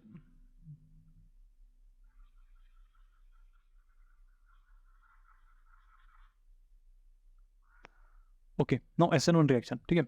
SN reaction में हम लोगों ने देखा था ये 2 स्टेप मैकेनिज्म है, 2 स्टेप मैकेनिज्म है, ठीक है। फर्स्ट स्टेप कौन सा? फॉर्मेशन ऑफ कार्बोकैटायन बनेगा। सेकंड स्टेप है आपका कौन सा? अटैक ऑफ न्यूक्लियोफाइल, ठीक है, अटैक ऑफ न्यूक्लियोफाइल हो रहा है जब। And the first step is rate determining step, I forgot to mention and it is a rate determining step. कि मतलब रेट डिटरमाइनिंग स्टेप मतलब जो आपका पूरा ओवरऑल रिएक्शन है from formation of from product reactants to product, कितना time लेगा, okay कितना स्पीड से हो रहा है, तो that is we called as rate of the reaction. So this carbocation जो फॉर्मेशन है वही कार्बोकैटायन हमें बताएगा कि इस पूरे रिएक्शन का रेट कितना होगा, रेट ऑफ द रिएक्शन कितना होगा। अगर आपने केमिकल काइनेटिक्स पढ़ा है you might be familiar with my words, ठीक है, मैं क्या यूज़ कर रहा हूँ, क्या बोलना चाहता हूँ आप समझ रहे होंगे। अगर आप नहीं समझ रहे हो देन आप इतना समझ लो कि एक रिएक्शन को प्रोसीड होने में, स्टार्टिंग से लेके एंड होने में कितना टाइम लगता है, उसको हम रेट ऑफ द रिएक्शन बोलते हैं। एंड कार्बोकेटन जैसे कि की फैक्टर है इसमें, तो यही डिटरमाइन करेगा कि एंड प्रोडक्ट कितनी देर में बनेगा।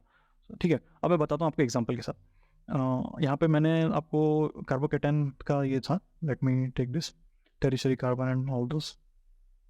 हाँ, अब देखिए, अब यहाँ पे मैंने बताया था कि जैसे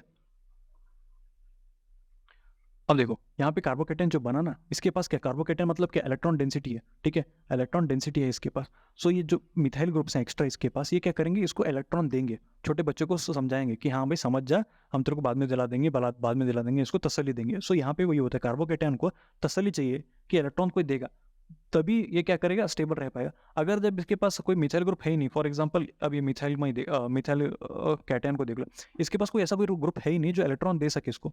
ठीक है, इलेक्ट्रॉन देने वाला कोई ग्रुप है ही नहीं, तो देयरफॉर ये क्या अनस्टेबल होगा। जब ये अनस्टेबल होगा तो ये बनेगा ही नहीं। रिएक्शंस हमेशा ऐसी चीज़ों को, ऐसी स्टेप्स को फॉलो करते हैं जिसमें वो बन के स्टेबल रह सके। और overall aim of all the reaction is to get stabilised. Organic chemistry में everything is about stability. Last में एंड प्रोडक्ट हमेशा आपको स्टेबल ही बनाना है, तभी वो रिएक्ट आपको बस ऑर्गेनिक केमिस्ट्री में, अब जैसे मैं आपको बताता हूँ ना कि it's all about pattern and all those things. So वो पैटर्न इज, तो आपको बस स्टेबिलिटी चेक करनी है। कोई भी आपका प्रोडक्ट बन रहा है, कोई भी इंटरमीडिएट बन रहा है, या कोई भी रिएक्टेंट है, रिएक्ट करेगा या नहीं, रिएजेंट्स हैं कैसे रिएक्ट करेगा, इट्स ऑल अबाउट स्टेबिलिटी। अब समझ लो लाइफ में हर एक बच्चा, हर एक इंसान स्टेबल होना चाहता है। सो यहीं पे भी रिएजेंट्स हो गए, रिएक्शंस हो गए, they want to be get stabilise. So ये therefore this methyl group is unstable. जब ये अनस्टेबल है तो ये बनेगा ही नहीं, ये बनेगा ही नहीं। अगर बन भी गया है फिर रिएक्शन में ये सिर्फ मिथाइल ग्रुप प्रेजेंट है तो ये रिएक्ट करेगा ही नहीं, ये बनेगा ही नहीं, कार्बोकेटन बनेगा ही नहीं। अगर समझ लीजिए मिथाइल ग्रुप है तो ये कोई चांस है ही नहीं कि एक हाइड्रोजन लूज करके CH3+ बन जाए। ऐसा बहुत rare of the rare cases में होगा। वेरस प्राइमरी है तो ठीक है, मान सकते कि कुछ हद तक बन भी जाता है। सेकेंडरी कार्बोकेटन है, ये भी हाँ बन जाता है। और टेरिशरी कार्बोकेटन आराम से बन जाता है, क्यों, क्योंकि इसको डोनेट करने वाले प्रेजेंट है। Okay, so this is the reason substrate, आपका जो कौन सा सबस्ट्रेट इन्वॉल्व है वो बहुत इंपॉर्टेंट करता है कि आप कौन सा रिएक्शन प्रोसीड होगा। ओके, कहाँ गया वो वाला, where I was explaining, just a second.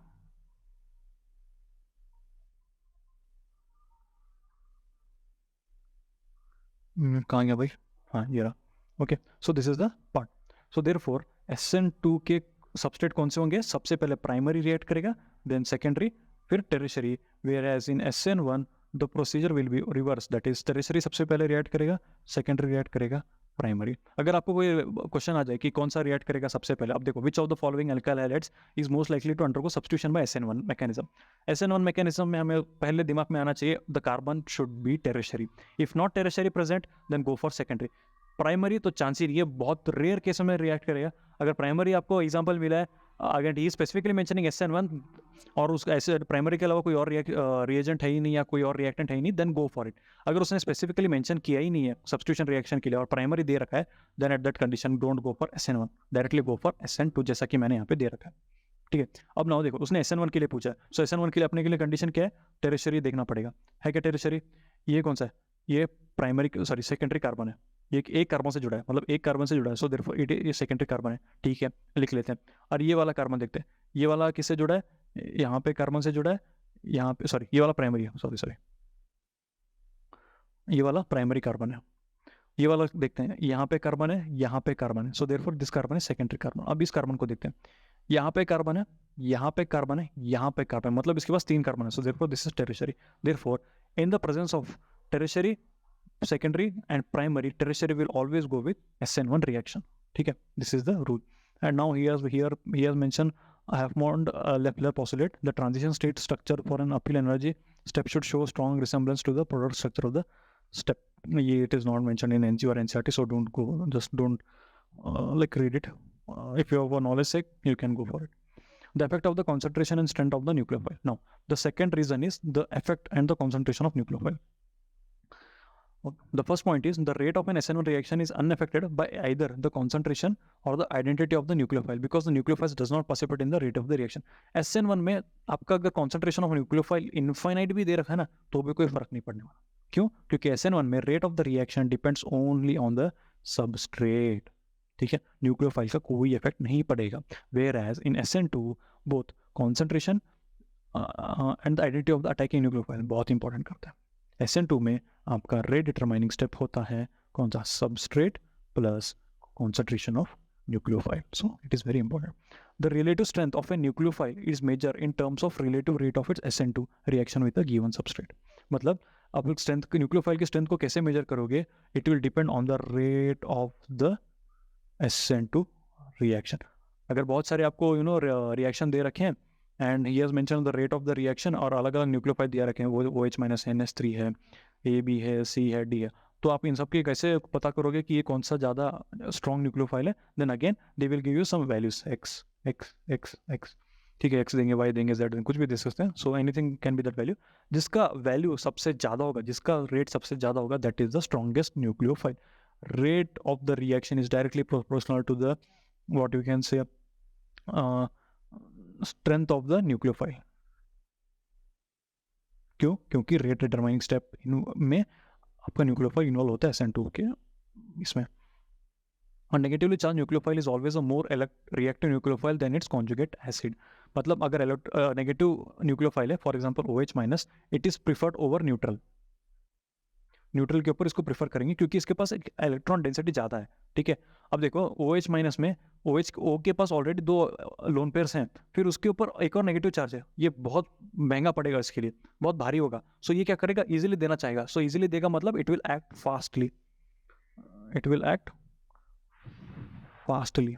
So therefore it is a strong nucleophile और a good nucleophile, you can say. Whereas in a group of nucleophile in which the nucleophilic atom is the same nucleophilicity parallel, हाँ okay, now again देखो, जैसे कि मैंने पहले वाले point में बोला था कि negative will be favoured over neutral, यहाँ पे लिख देता हूँ, नेगेटिव फेवर ओवर न्यूट्रल, ठीक है, नेगेटिव फेवर ओवर न्यूट्रल। अगर सर मिक्सर है और मिक्सचर ऑफ न्यूक्लियोफाइल्स है, ठीक है, जैसे कि यहाँ पे दे रखा है, तो तब क्या करेंगे, तब आपको, और जो अटैकिंग एटम है वो ऑक्सीजन है, ठीक है, तो तब क्या करोगे, तब आपको स्ट्रेंथ देखना पड़ेगा। अब यहाँ पे देखो RO- दिया, OH- दिया, अब यहाँ पे सर दोनों तो नेगेटिव ही है, तो फिर RO क्यों पहले पड़ा एंड O- क्यों पड़ा? अगेन इलेक्ट्रॉन डेंसिटी इंक्रीज हो रही है यहाँ पे। अब यहाँ पे देखो ऑक्सीजन, ऑक्सीजन के साथ कोई R ग्रुप है, मतलब आपके साथ कोई एक ऐसा ग्रुप है जो इलेक्ट्रॉन डोनेट कर रहा है। R ग्रुप मतलब it can be alkane, alkene, ठीक है, एल्केन ही होता है most of the time, it is alkane only, 99% alkane ही लेते हैं। So R is your any alkane, ethyl हो गया, मिथाइल हो गया, ठीक है, ब्यूटाइल हो गया, कुछ भी हो गया। So it is electron donating group, all alkanes are electron donating group. So जब ऑक्सीजन पे ऑलरेडी नेगेटिव चार्ज है और इस नेगेटिव चार्ज को और पावर दे रहा है, जब इलेक्ट्रॉन डेंसिटी और ज़्यादा बढ़ रहा है because of this donating group, तो ये क्या करेगा, अरे भाई जब एक बंदा है उसके ऊपर आप it has capacity of 2 bag hold कर सकता है, ठीक है, 2 बैग होल्ड कर सकते हैं, उसके ऊपर आप 3 4 5 6 7 और बैग दे दो कि कैसे होल्ड करेगा, वो नहीं कर पाएगा, तो क्या कर देगा, गिरा ही देगा बैग को, ठीक है। सो यहाँ पे वही होगा, ये ऑक्सीजन के ऊपर जब चार्ज ज़्यादा होगा तो ये गिरा देगा, किस पे गिराएगा, अब पॉजिटिव सीकिंग जो चार्ज है, जो सेंटर है उस पर गिराएगा। So therefore it will react very fastly. Whereas OH- sir OH- नहीं करेगा क्या? अब ऑक्सीजन के पास तो 2 लोन पेयर है, अरे भाई लोन पेयर तो यहाँ पे भी थे 2, ठीक है, लेकिन यहाँ पे जो हाइड्रोजन है ना, ये इलेक्ट्रॉन डेंसिटी बढ़ाएगा नहीं, ठीक है, हाइड्रोजन का कोई इफेक्ट नहीं है इस नेगेटिव चार्ज को बढ़ाने में। तो therefore it is just like इसके मतलब एक एक्स्ट्रा लोन पेयर की तरह ही एक्ट करेगा, ठीक है, इलेक्ट्रॉन डेंसिटी ज़्यादा बढ़ेगा नहीं। वेरस RCO2-, अरे सर यहाँ पे तो R भी प्रेजेंट है लेकिन ये सबसे पीछे रखा है, क्यों?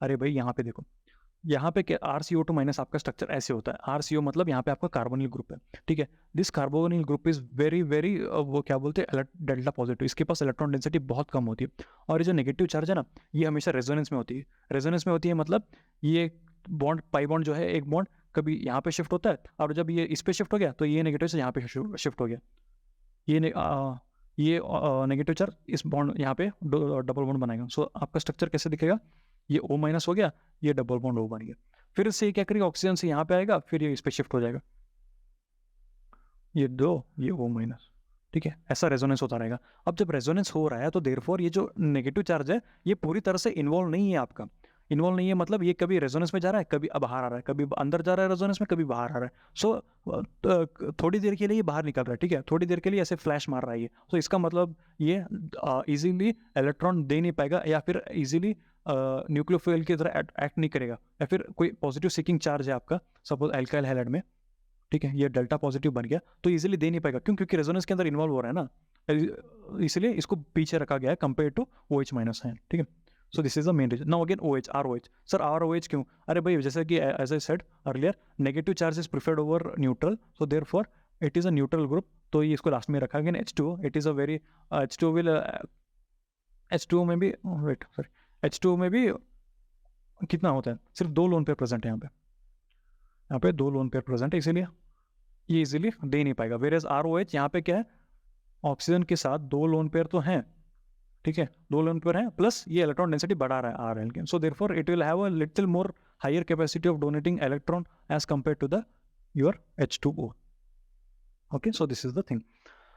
Now the third point is when the nucleophiles atoms are different, nucleophilicity may not parallel basicities. मतलब अगर बहुत सारे अगर डिफरेंट चीज़ हैं तो एट दैट टाइम आपका डिपेंड करता है कि आप वो कितना इलेक्ट्रॉन नेगेटिव एटम है और कितना इजीली वो इलेक्ट्रॉन दे सकते हैं. यहाँ पे देखिए S माइनस है, this is cyanide, this is I minus and OH minus. All this things are very important. Now क्या न्यूक्लियोफिलिसिटी एंड बेसिसिटी में कोई डिफरेंस है या फिर कोई कंपैरिजन कर सकते हैं? So let's see what is between difference between or what is the relation between nucleophilicity versus basicity. Basicity as expressed by pKa is measured by the position of an equilibrium in an acid base reaction. ठीक है, ये pKa का value जो होता है ना उसको हम basicity बोलते हैं, whereas nucleophilicity is measured by the relative rates of the substitution reaction. ठीक है, और न्यूक्लियोफिलिसिटी कौन सा स्ट्रॉन्ग है कौन सा नहीं है हम किस पे मेजर करते हैं? उसके सब्स्टिट्यूशन रिएक्शन पे, रेट ऑफ द रिएक्शन. अब देखिए for example the hydroxide ion OH minus is a stronger base, ठीक है, than a cyanide ion, it is a very stronger base than OH minus. At equilibrium it has a greater affinity for a proton, that is equals to H2 is equals to 16 while the pK of HCN is 10. ठीक है, मतलब it is saying that equilibrium की position में जो आपको OH minus है उसकी affinity for proton is nearly 16 and that of HCN is 10. मतलब OH माइनस की वैल्यू सबसे ज़्यादा है as compare to CN minus. Nevertheless, cyanide ion is strong nucleophile. It reacts more rapidly with a carbon bearing living group than it does a hydroxide. लेकिन जब nucleophilicity की बात आती है at that time CN minus is stronger than your OH. ठीक है, it is more stronger than the OH. So therefore इन दोनों में अगर आपको लगे कि नहीं सर ज़्यादा न्यूक्लियोफिलिक मतलब ज़्यादा बेसिक, नो ऐसा नहीं है. This is the reason that they have mentioned. Solvent effects in SN2 and SN1 reaction. SN2 reactions are favored by polar aprotic solvents and SN1 reactions are favored by polar protic solvents. ठीक है, now what is this polar aprotic and what is non-polar solvent? What is polar aprotic and what is polar aprotic solvents? Let's see. Polar aprotic solvents favor SN2 reaction, okay, and aprotic solvent does not have hydrogen atoms that are capable of hydrogen bonding. Sorry, यहाँ पे मतलब aprotic solvent में hydrogen present नहीं होते जो hydrogen bond बना सकते हैं. And polar aprotic solvents such as acetone, DMF, DMSO, HMPA are often used as or co-solvents for SN2 reactions. ये जो है ना solutions आपके acetone हो गया, ठीक है, DMF हो गया and DMSO हो गया, HMPA हो गया, ये इन सबको क्या करते हैं तो solvent यूज करते हैं जब SN2 reactions देंगे. And one more thing is आपको ये सॉल्वेंट्स याद होने चाहिए, क्योंकि ऐसा हो सकता है कि आपको सिर्फ रिएक्शन पूछे एंड आपको प्रोडक्ट दे देगा, 4 ऑप्शन दे देगा कि बताओ कौन सा होगा. एट दैट टाइम आपको सॉल्वेंट देख के पता करना पड़ेगा सॉल्वेंट क्या दे रखा है. अगर सॉल्वेंट ये सब है तो definitely go for SN2 reaction and उसके हिसाब से जो प्रोडक्ट आएगा, जो स्टीरियोकेमिस्ट्री आएगी उसको टिक करना पड़ेगा. आपको ये नहीं बोलेगा कि हाँ भाई ये कोई रिएक्शन दे रखा है हमने उससे वो SN2 रिएक्शन है, आप उसको बताइए कि कौन सा प्रोडक्ट आएगा. So you are not a kid any more और you are not preparing for any just school level exams, it's a national level exam. So you need to know everything, each and everything. Okay, don't let any stone unuttered. Now, the rates of an SN2 reactions generally are vastly increased when they are carried out in polar aprotic solvents. The increase in rate can be as large as million fold. ठीक है, जब SN2 reaction SN2 को कौन से polar aprotic solvents में अगर डालेंगे तो रेट ऑफ द रिएक्शन बहुत बढ़ेगा, इंक्रीज हो जाएगा. ठीक है. Now, the polar aprotic solvents solubilize cations while using their unshared electron pair, but do not interact as strongly with anions because they cannot hydrogen bond with them. अब देखिए, यहाँ पे क्या कह रहा है, जो सॉल्वेंट्स होते हैं ना पोलर अप्रोटिक, वो क्या करते हैं, सोल्यूबलाइज कर लेते हैं कैटयंस को, बट नेगेटिव चार्ज को स्टेबलाइज नहीं कर सकते। क्यों? क्योंकि उनके पास हाइड्रोजन बॉन्ड है ही नहीं, हाइड्रोजन होते ही नहीं है, जब हाइड्रोजन ही प्रेजेंट नहीं है उनके पास, तो वो क्या करते हैं, स्टेबलाइज ही नहीं कर पाते उनको। This differential solvation leaves anions more free to act as a nucleophile, and इसी वजह से, अब देखो, अगर ऐसा कोई इंसान है, अब ये समझ लो कोई एटम है, ठीक है, राइट, अब कोई ऐसा बंदा है, ठीक है, उसको कोई रोकने टोकने वाला नहीं है। जब उसको रोकने टोकने वाला है ही नहीं, तो आराम से घूमेगा, आराम से फिरेगा, आराम से खाएगा। अब आप घर पे ही देख लो, अगर ऐसे कोई छोटे बच्चे होते हैं, उनको कोई रेस्ट्रिक्शंस नहीं होते, कभी भी उठ सकते हैं, कभी भी सो सकते हैं, कुछ भी नहीं खा सकते। खाना तो मतलब जो पेरेंट्स देंगे वही खाना पड़ेगा। मतलब कभी कभी भी टीवी देख लेते हैं, कभी भी खेलने कूदने चले जाते हैं। लेकिन आप, you are preparing for JW, आपको आपके पेरेंट्स रेस्ट्रिक्ट करके रख देंगे, नहीं टीवी ज़्यादा देर नहीं देखनी, ओके, बाहर ज़्यादा खेलने नहीं जाना, दोस्तों से ज़्यादा गप्पे नहीं लड़ाने, पढ़ाई पे ध्यान दो, पढ़ाई करो, ये करो। So these are the restrictions. So यहाँ पे भी वही होता है, SN2 में जो आपका एनियन होता है ना, विट इज़ न्यूक्लियोफाइल, ठीक है, इसको कोई रेस्ट्रिक्शंस नहीं है, ठीक है। रेस्ट्रिक्शंस कैसे नहीं है? जब रोकने वाला कोई नहीं है। रोकने वाला कौन होता है? इसको पॉजिटिव चार्ज नहीं है, ठीक है, यहाँ पे कोई पॉजिटिव चार्ज नहीं होता इसको रोकने के लिए, नेगेटिव को पॉजिटिव चार्ज नहीं है। अगर पॉजिटिव चार्ज होता तो इसको रोक लेता या फिर इसका स्पीड कम कर देता। जब it will act as a speed breaker, जब इसका स्पीड ब्रेकर की तरह एक्ट करेगा, जब इसको रोकना लगेगा, तो ये क्या करेगा, बहुत धीरे से अटैक करेगा, और जब जितने धीरे से अटैक करेगा, रेट ऑफ द रिएक्शन उतना डाउन होगा। सो इसी प्रकार हाइड्रोजन ना होने की वजह से रेट ऑफ द आयनियंस पे कोई फर्क नहीं पड़ता स्पीड पे, देयरफॉर ये फेवर आराम से घूम सकते हैं and they can react easily. So this is the main reason why polar aprotic solvents are used. क्यों? क्योंकि नेगेटिव आयंस इजीली घूम सकते हैं, तो वहां पे कोई उनको रेस्ट्रिक्शंस नहीं है। नाउ अगेन दीज आर, यहाँ पे हाईलाइट न्यूक्लियोफिलिसिटी इन अप्रोटिक सॉल्वेंट्स, उन्होंने ये सब दे रखा है। Now coming to the SN1 reaction, polar protic solvents favor SN1 reaction. Why? A protic solvent has at least one hydrogen atom capable of participating in a hydrogen bond. ठीक है, इसमें hydrogen bond present hydrogen होते हैं जो hydrogen bond formation करते हैं। Polar protic solvent such as आपका ethanol हो गया, मिथेनॉल हो गया, facilitate formation of a carbocation by forming hydrogen bonds with the leaving group as in departs and thereby lowering the energy of the transition state leading to a carbocation. अब देखो, अब यहाँ पे क्या होता है, जब आपका लिविंग ग्रुप है ना, ये क्या करते हैं, हाइड्रोजन लिविंग ग्रुप के साथ बॉन्ड बनाते हैं। कौन सा हाइड्रोजन बॉन्ड बनाते हैं। जब ये हाइड्रोजन बॉन्ड बनाएंगे तो ईजी होगा बॉन्ड ब्रेक करने में between leaving group and carbon. ही देखिए, अब दो हाइड्रोजन आ गए, बहुत सारे होते हैं, दो यहाँ पे 3 दिखाएं, बहुत सारे होते हैं, वो क्या करते हैं, बॉन्ड बनाते हैं। ये बॉन्ड बनेंगे तो ये बॉन्ड धीरे धीरे वीक होता जाएगा, तो धीरे धीरे वीक होते होते क्या करेगा, कार्बोकेटायन इजीली बन जाता है। अब देखो, कार्बोकेटायन इजीली बन गया। जब क्यों इजीली बना, जैसे कि मैंने पहले बताया था, लिविंग ग्रुप कौन सा होता है, which are good leaving groups, जो स्टेबल होते हैं even after losing the bond lose करने पे भी स्टेबल हो जाते हैं। सो देयरफॉर ये जब न्यूक्लियोफाइल बाहर, या सॉरी आपका जब ये हैलाइड बाहर आ जाएगा, इस पर जो नेगेटिव चार्ज होगा एक्स्ट्रा, क्यों, क्योंकि ये तो एक इलेक्ट्रॉन कार्बन का भी लीक है। सो इस नेगेटिव चार्ज को स्टेबल करने के लिए हाइड्रोजन प्रेजेंट है, ये पॉजिटिव होते हैं, ठीक है, ये पॉजिटिव क्या करेंगे, इस नेगेटिव चार्ज को स्टेबल करेंगे। सो स्टेबल करने की वजह से इजीली बाहर चला जाएगा और अपना रिएक्शन आराम से प्रोसीड हो सकता है। So therefore polar aprotic solvents favour SN1 reaction, sorry, polar protic solvent favor SN1 reaction, whereas polar aprotic favor what, your SN2 reaction. Okay, and अगर यहाँ पे फिर उसने बहुत सारे एग्जाम्पल दे रहे हैं, and he is also mentioned about dielectric constant and all those things. Hinder the nucleophilic SN2. Now, sir क्या पोलर प्रोटिक सॉल्वेंट्स हम यूज कर सकते हैं SN2 में? नहीं यूज कर सकते। क्यों? क्योंकि ये क्या करेंगे, आपका जो न्यूक्लियोफाइल है ना, उसको हिंडर करेंगे। कैसे हिंडर करेंगे, हाइड्रोजन बॉन्ड फॉर्म करेंगे, हर जगह से हाइड्रोजन बनेगा, हर जगह से हाइड्रोजन बनेगा। क्यों? अब जब ये बनेगा तो ये न्यूक्लियोफाइल की स्पीड कम हो जाएगी। जब ये न्यूक्लियोफाइल की स्पीड कम हो जाएगी, rate of the reaction decrease होगा। And we know that rate of the reaction of an SN2 reaction, sorry बेटा इसको मैं अच्छे से लिखता हूँ, rate of an SN2 reaction depends on what, concentration of substrate plus concentration of nucleophile. जब nucleophile even तो कॉन्सेंट्रेशन बहुत ज़्यादा है, लेकिन इसको पकड़ रखा है, सब हर जगह से घेर लिया पुलिस वालों ने, तो ये कहाँ से निकलेगा भाई? चोर को जगह चाहिए ना निकलने के लिए, गली चाहिए छोटी सी। जब गली ही नहीं मिली उसको निकलने के लिए, तो कहाँ से भाग पाएगा, जेल में घुस जाएगा फिर। देयरफॉर ये जो हाइड्रोजन बॉन्ड है ना आपके, ये क्या होता है, पुलिस की तरह एक्ट करते हैं, हर तरफ से घेर लेते हैं न्यूक्लियोफाइल को। जब न्यूक्लियोफाइल को घेर लेंगे भाई, उसको रिएक्ट करने के लिए टाइम ही नहीं मिलेगा, बस खत्म, वहीं अटक जाएगा और बाद में पकड़ लेंगे पुलिस। ठीक है। So therefore polar protic solvents ही यूज किए जाते हैं for SN1 and polar aprotic solvents use किए जाते हैं for SN2. The extent of hydrogen bonding with the nucleophiles varies with the identity of the nucleophile.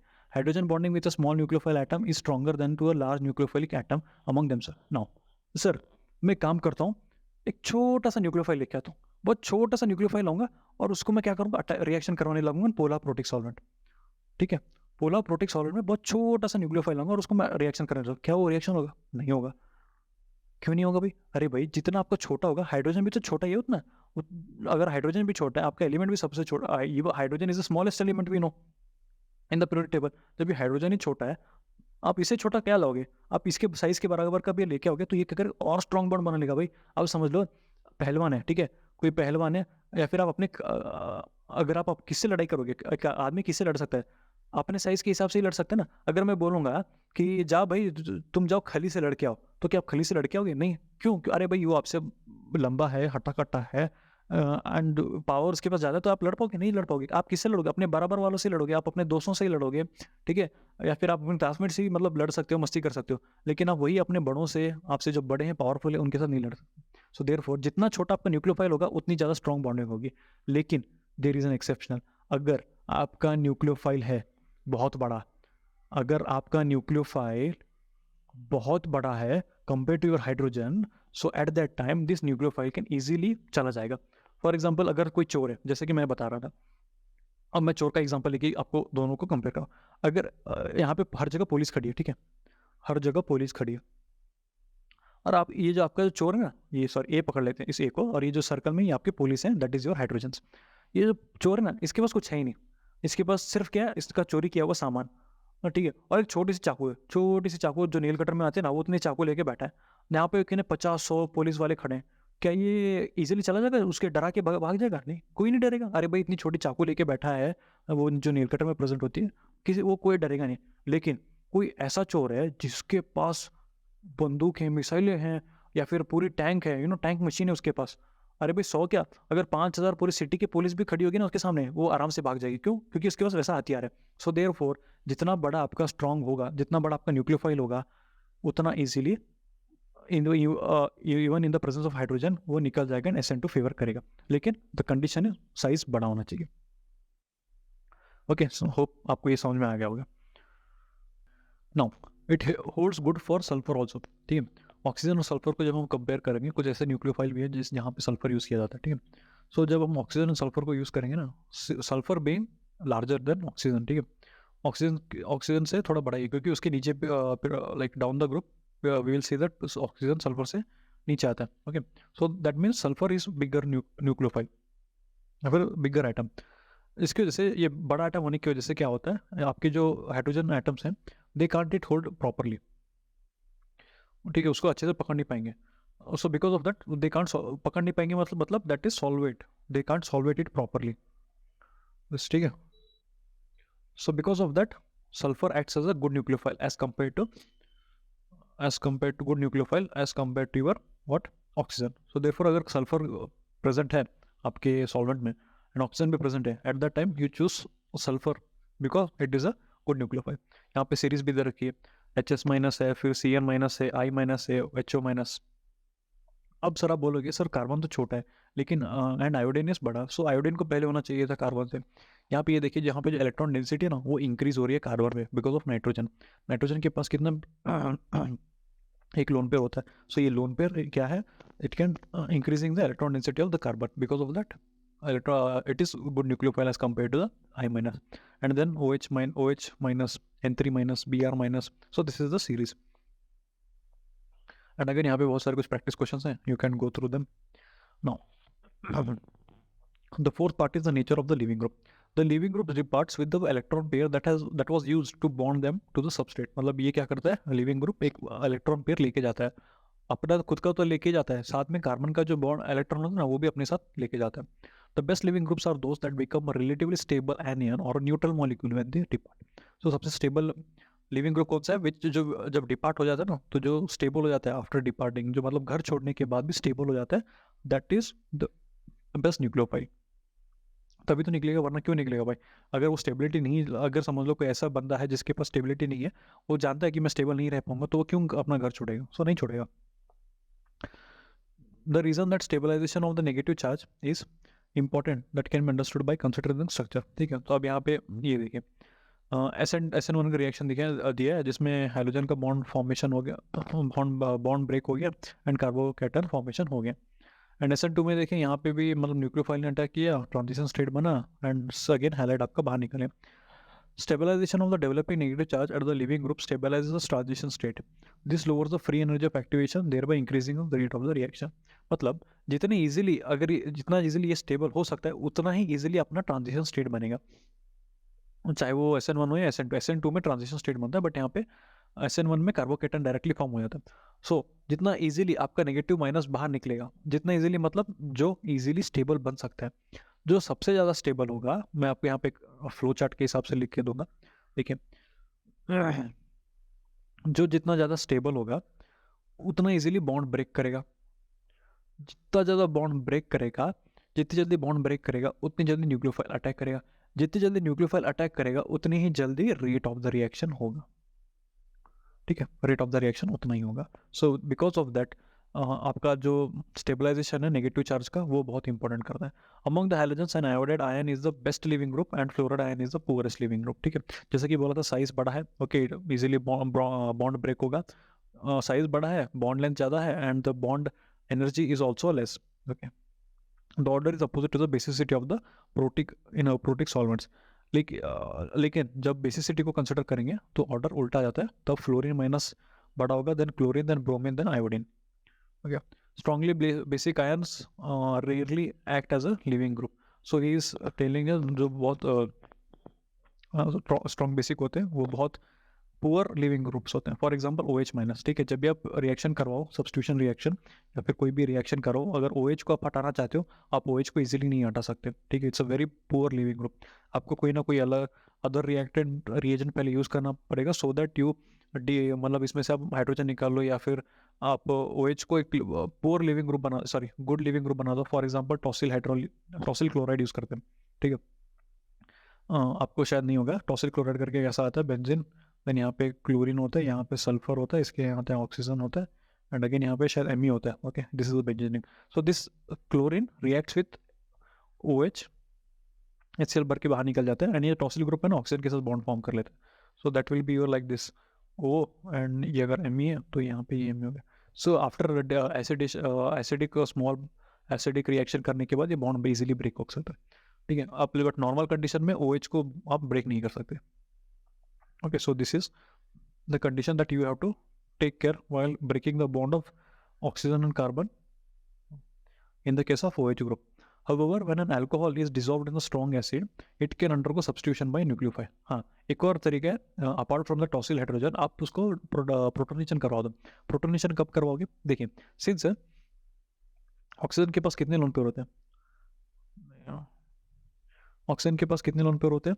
2 lone pair होते हैं. ठीक है, इस 2 लोन पेयर के पास, ठीक है, यहाँ पे आ रहा है, अगर मैं किसी तरह एसिड डाल दूँ, एसिड क्या करता है, H+ डोनेट करता है, and this lone pair can easily attract this H+, and H+ attract करने के बाद क्या बनेगा आपका, यहाँ पे OH बॉन्ड फॉर्मेशन होगा, and oxygen will get a positive charge. क्यों? क्योंकि 3 बॉन्ड बना रहा है, which is more than itself. So क्या होगा, एट दैट टाइम थोड़ा सा एनर्जी दे दो, ये बॉन्ड ब्रेक हो जाएगा. कार्बन और ऑक्सीजन के बीच में जो बॉन्ड था वो इजीली ब्रेक हो जाएगा. बॉन्ड ब्रेक होने की वजह से H2O करके बाहर निकल गया. देखिए, यहाँ पे भी ऐसे ही हो गया, उसने प्रोटोनेशन करवा दिया, प्रोटोनेशन की वजह से पूरा बॉन्ड ब्रेक हो गया. हेट्रोलाइटिक लीवेज होगी, यहाँ पे हेट्रोलाइटिक लीवेज होगी, and that for carbocation form होगा. कार्बोकेटन फॉर्म होने के बाद न्यूक्लियोफाइल क्या करेगा, अटैक करेगा, बॉन्ड बना दिया, एंड H2O आपका बाहर निकलेगा.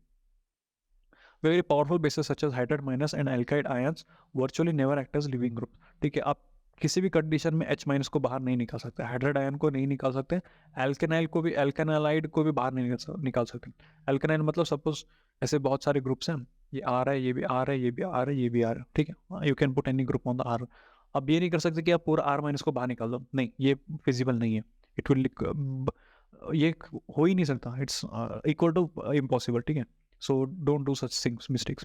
As I mentioned, paratossyl chloride, yeah, this is the paratossyl chloride. Yeah, there was a mistake in the structure, ऐसा दिखता है. So आप जब क्या करोगे, you can use these reagents so that to remove that hydrogen, and hydrogen की जगह पे ये groups लगवा दीजिए, and after a normal acid reaction the OH group will break down.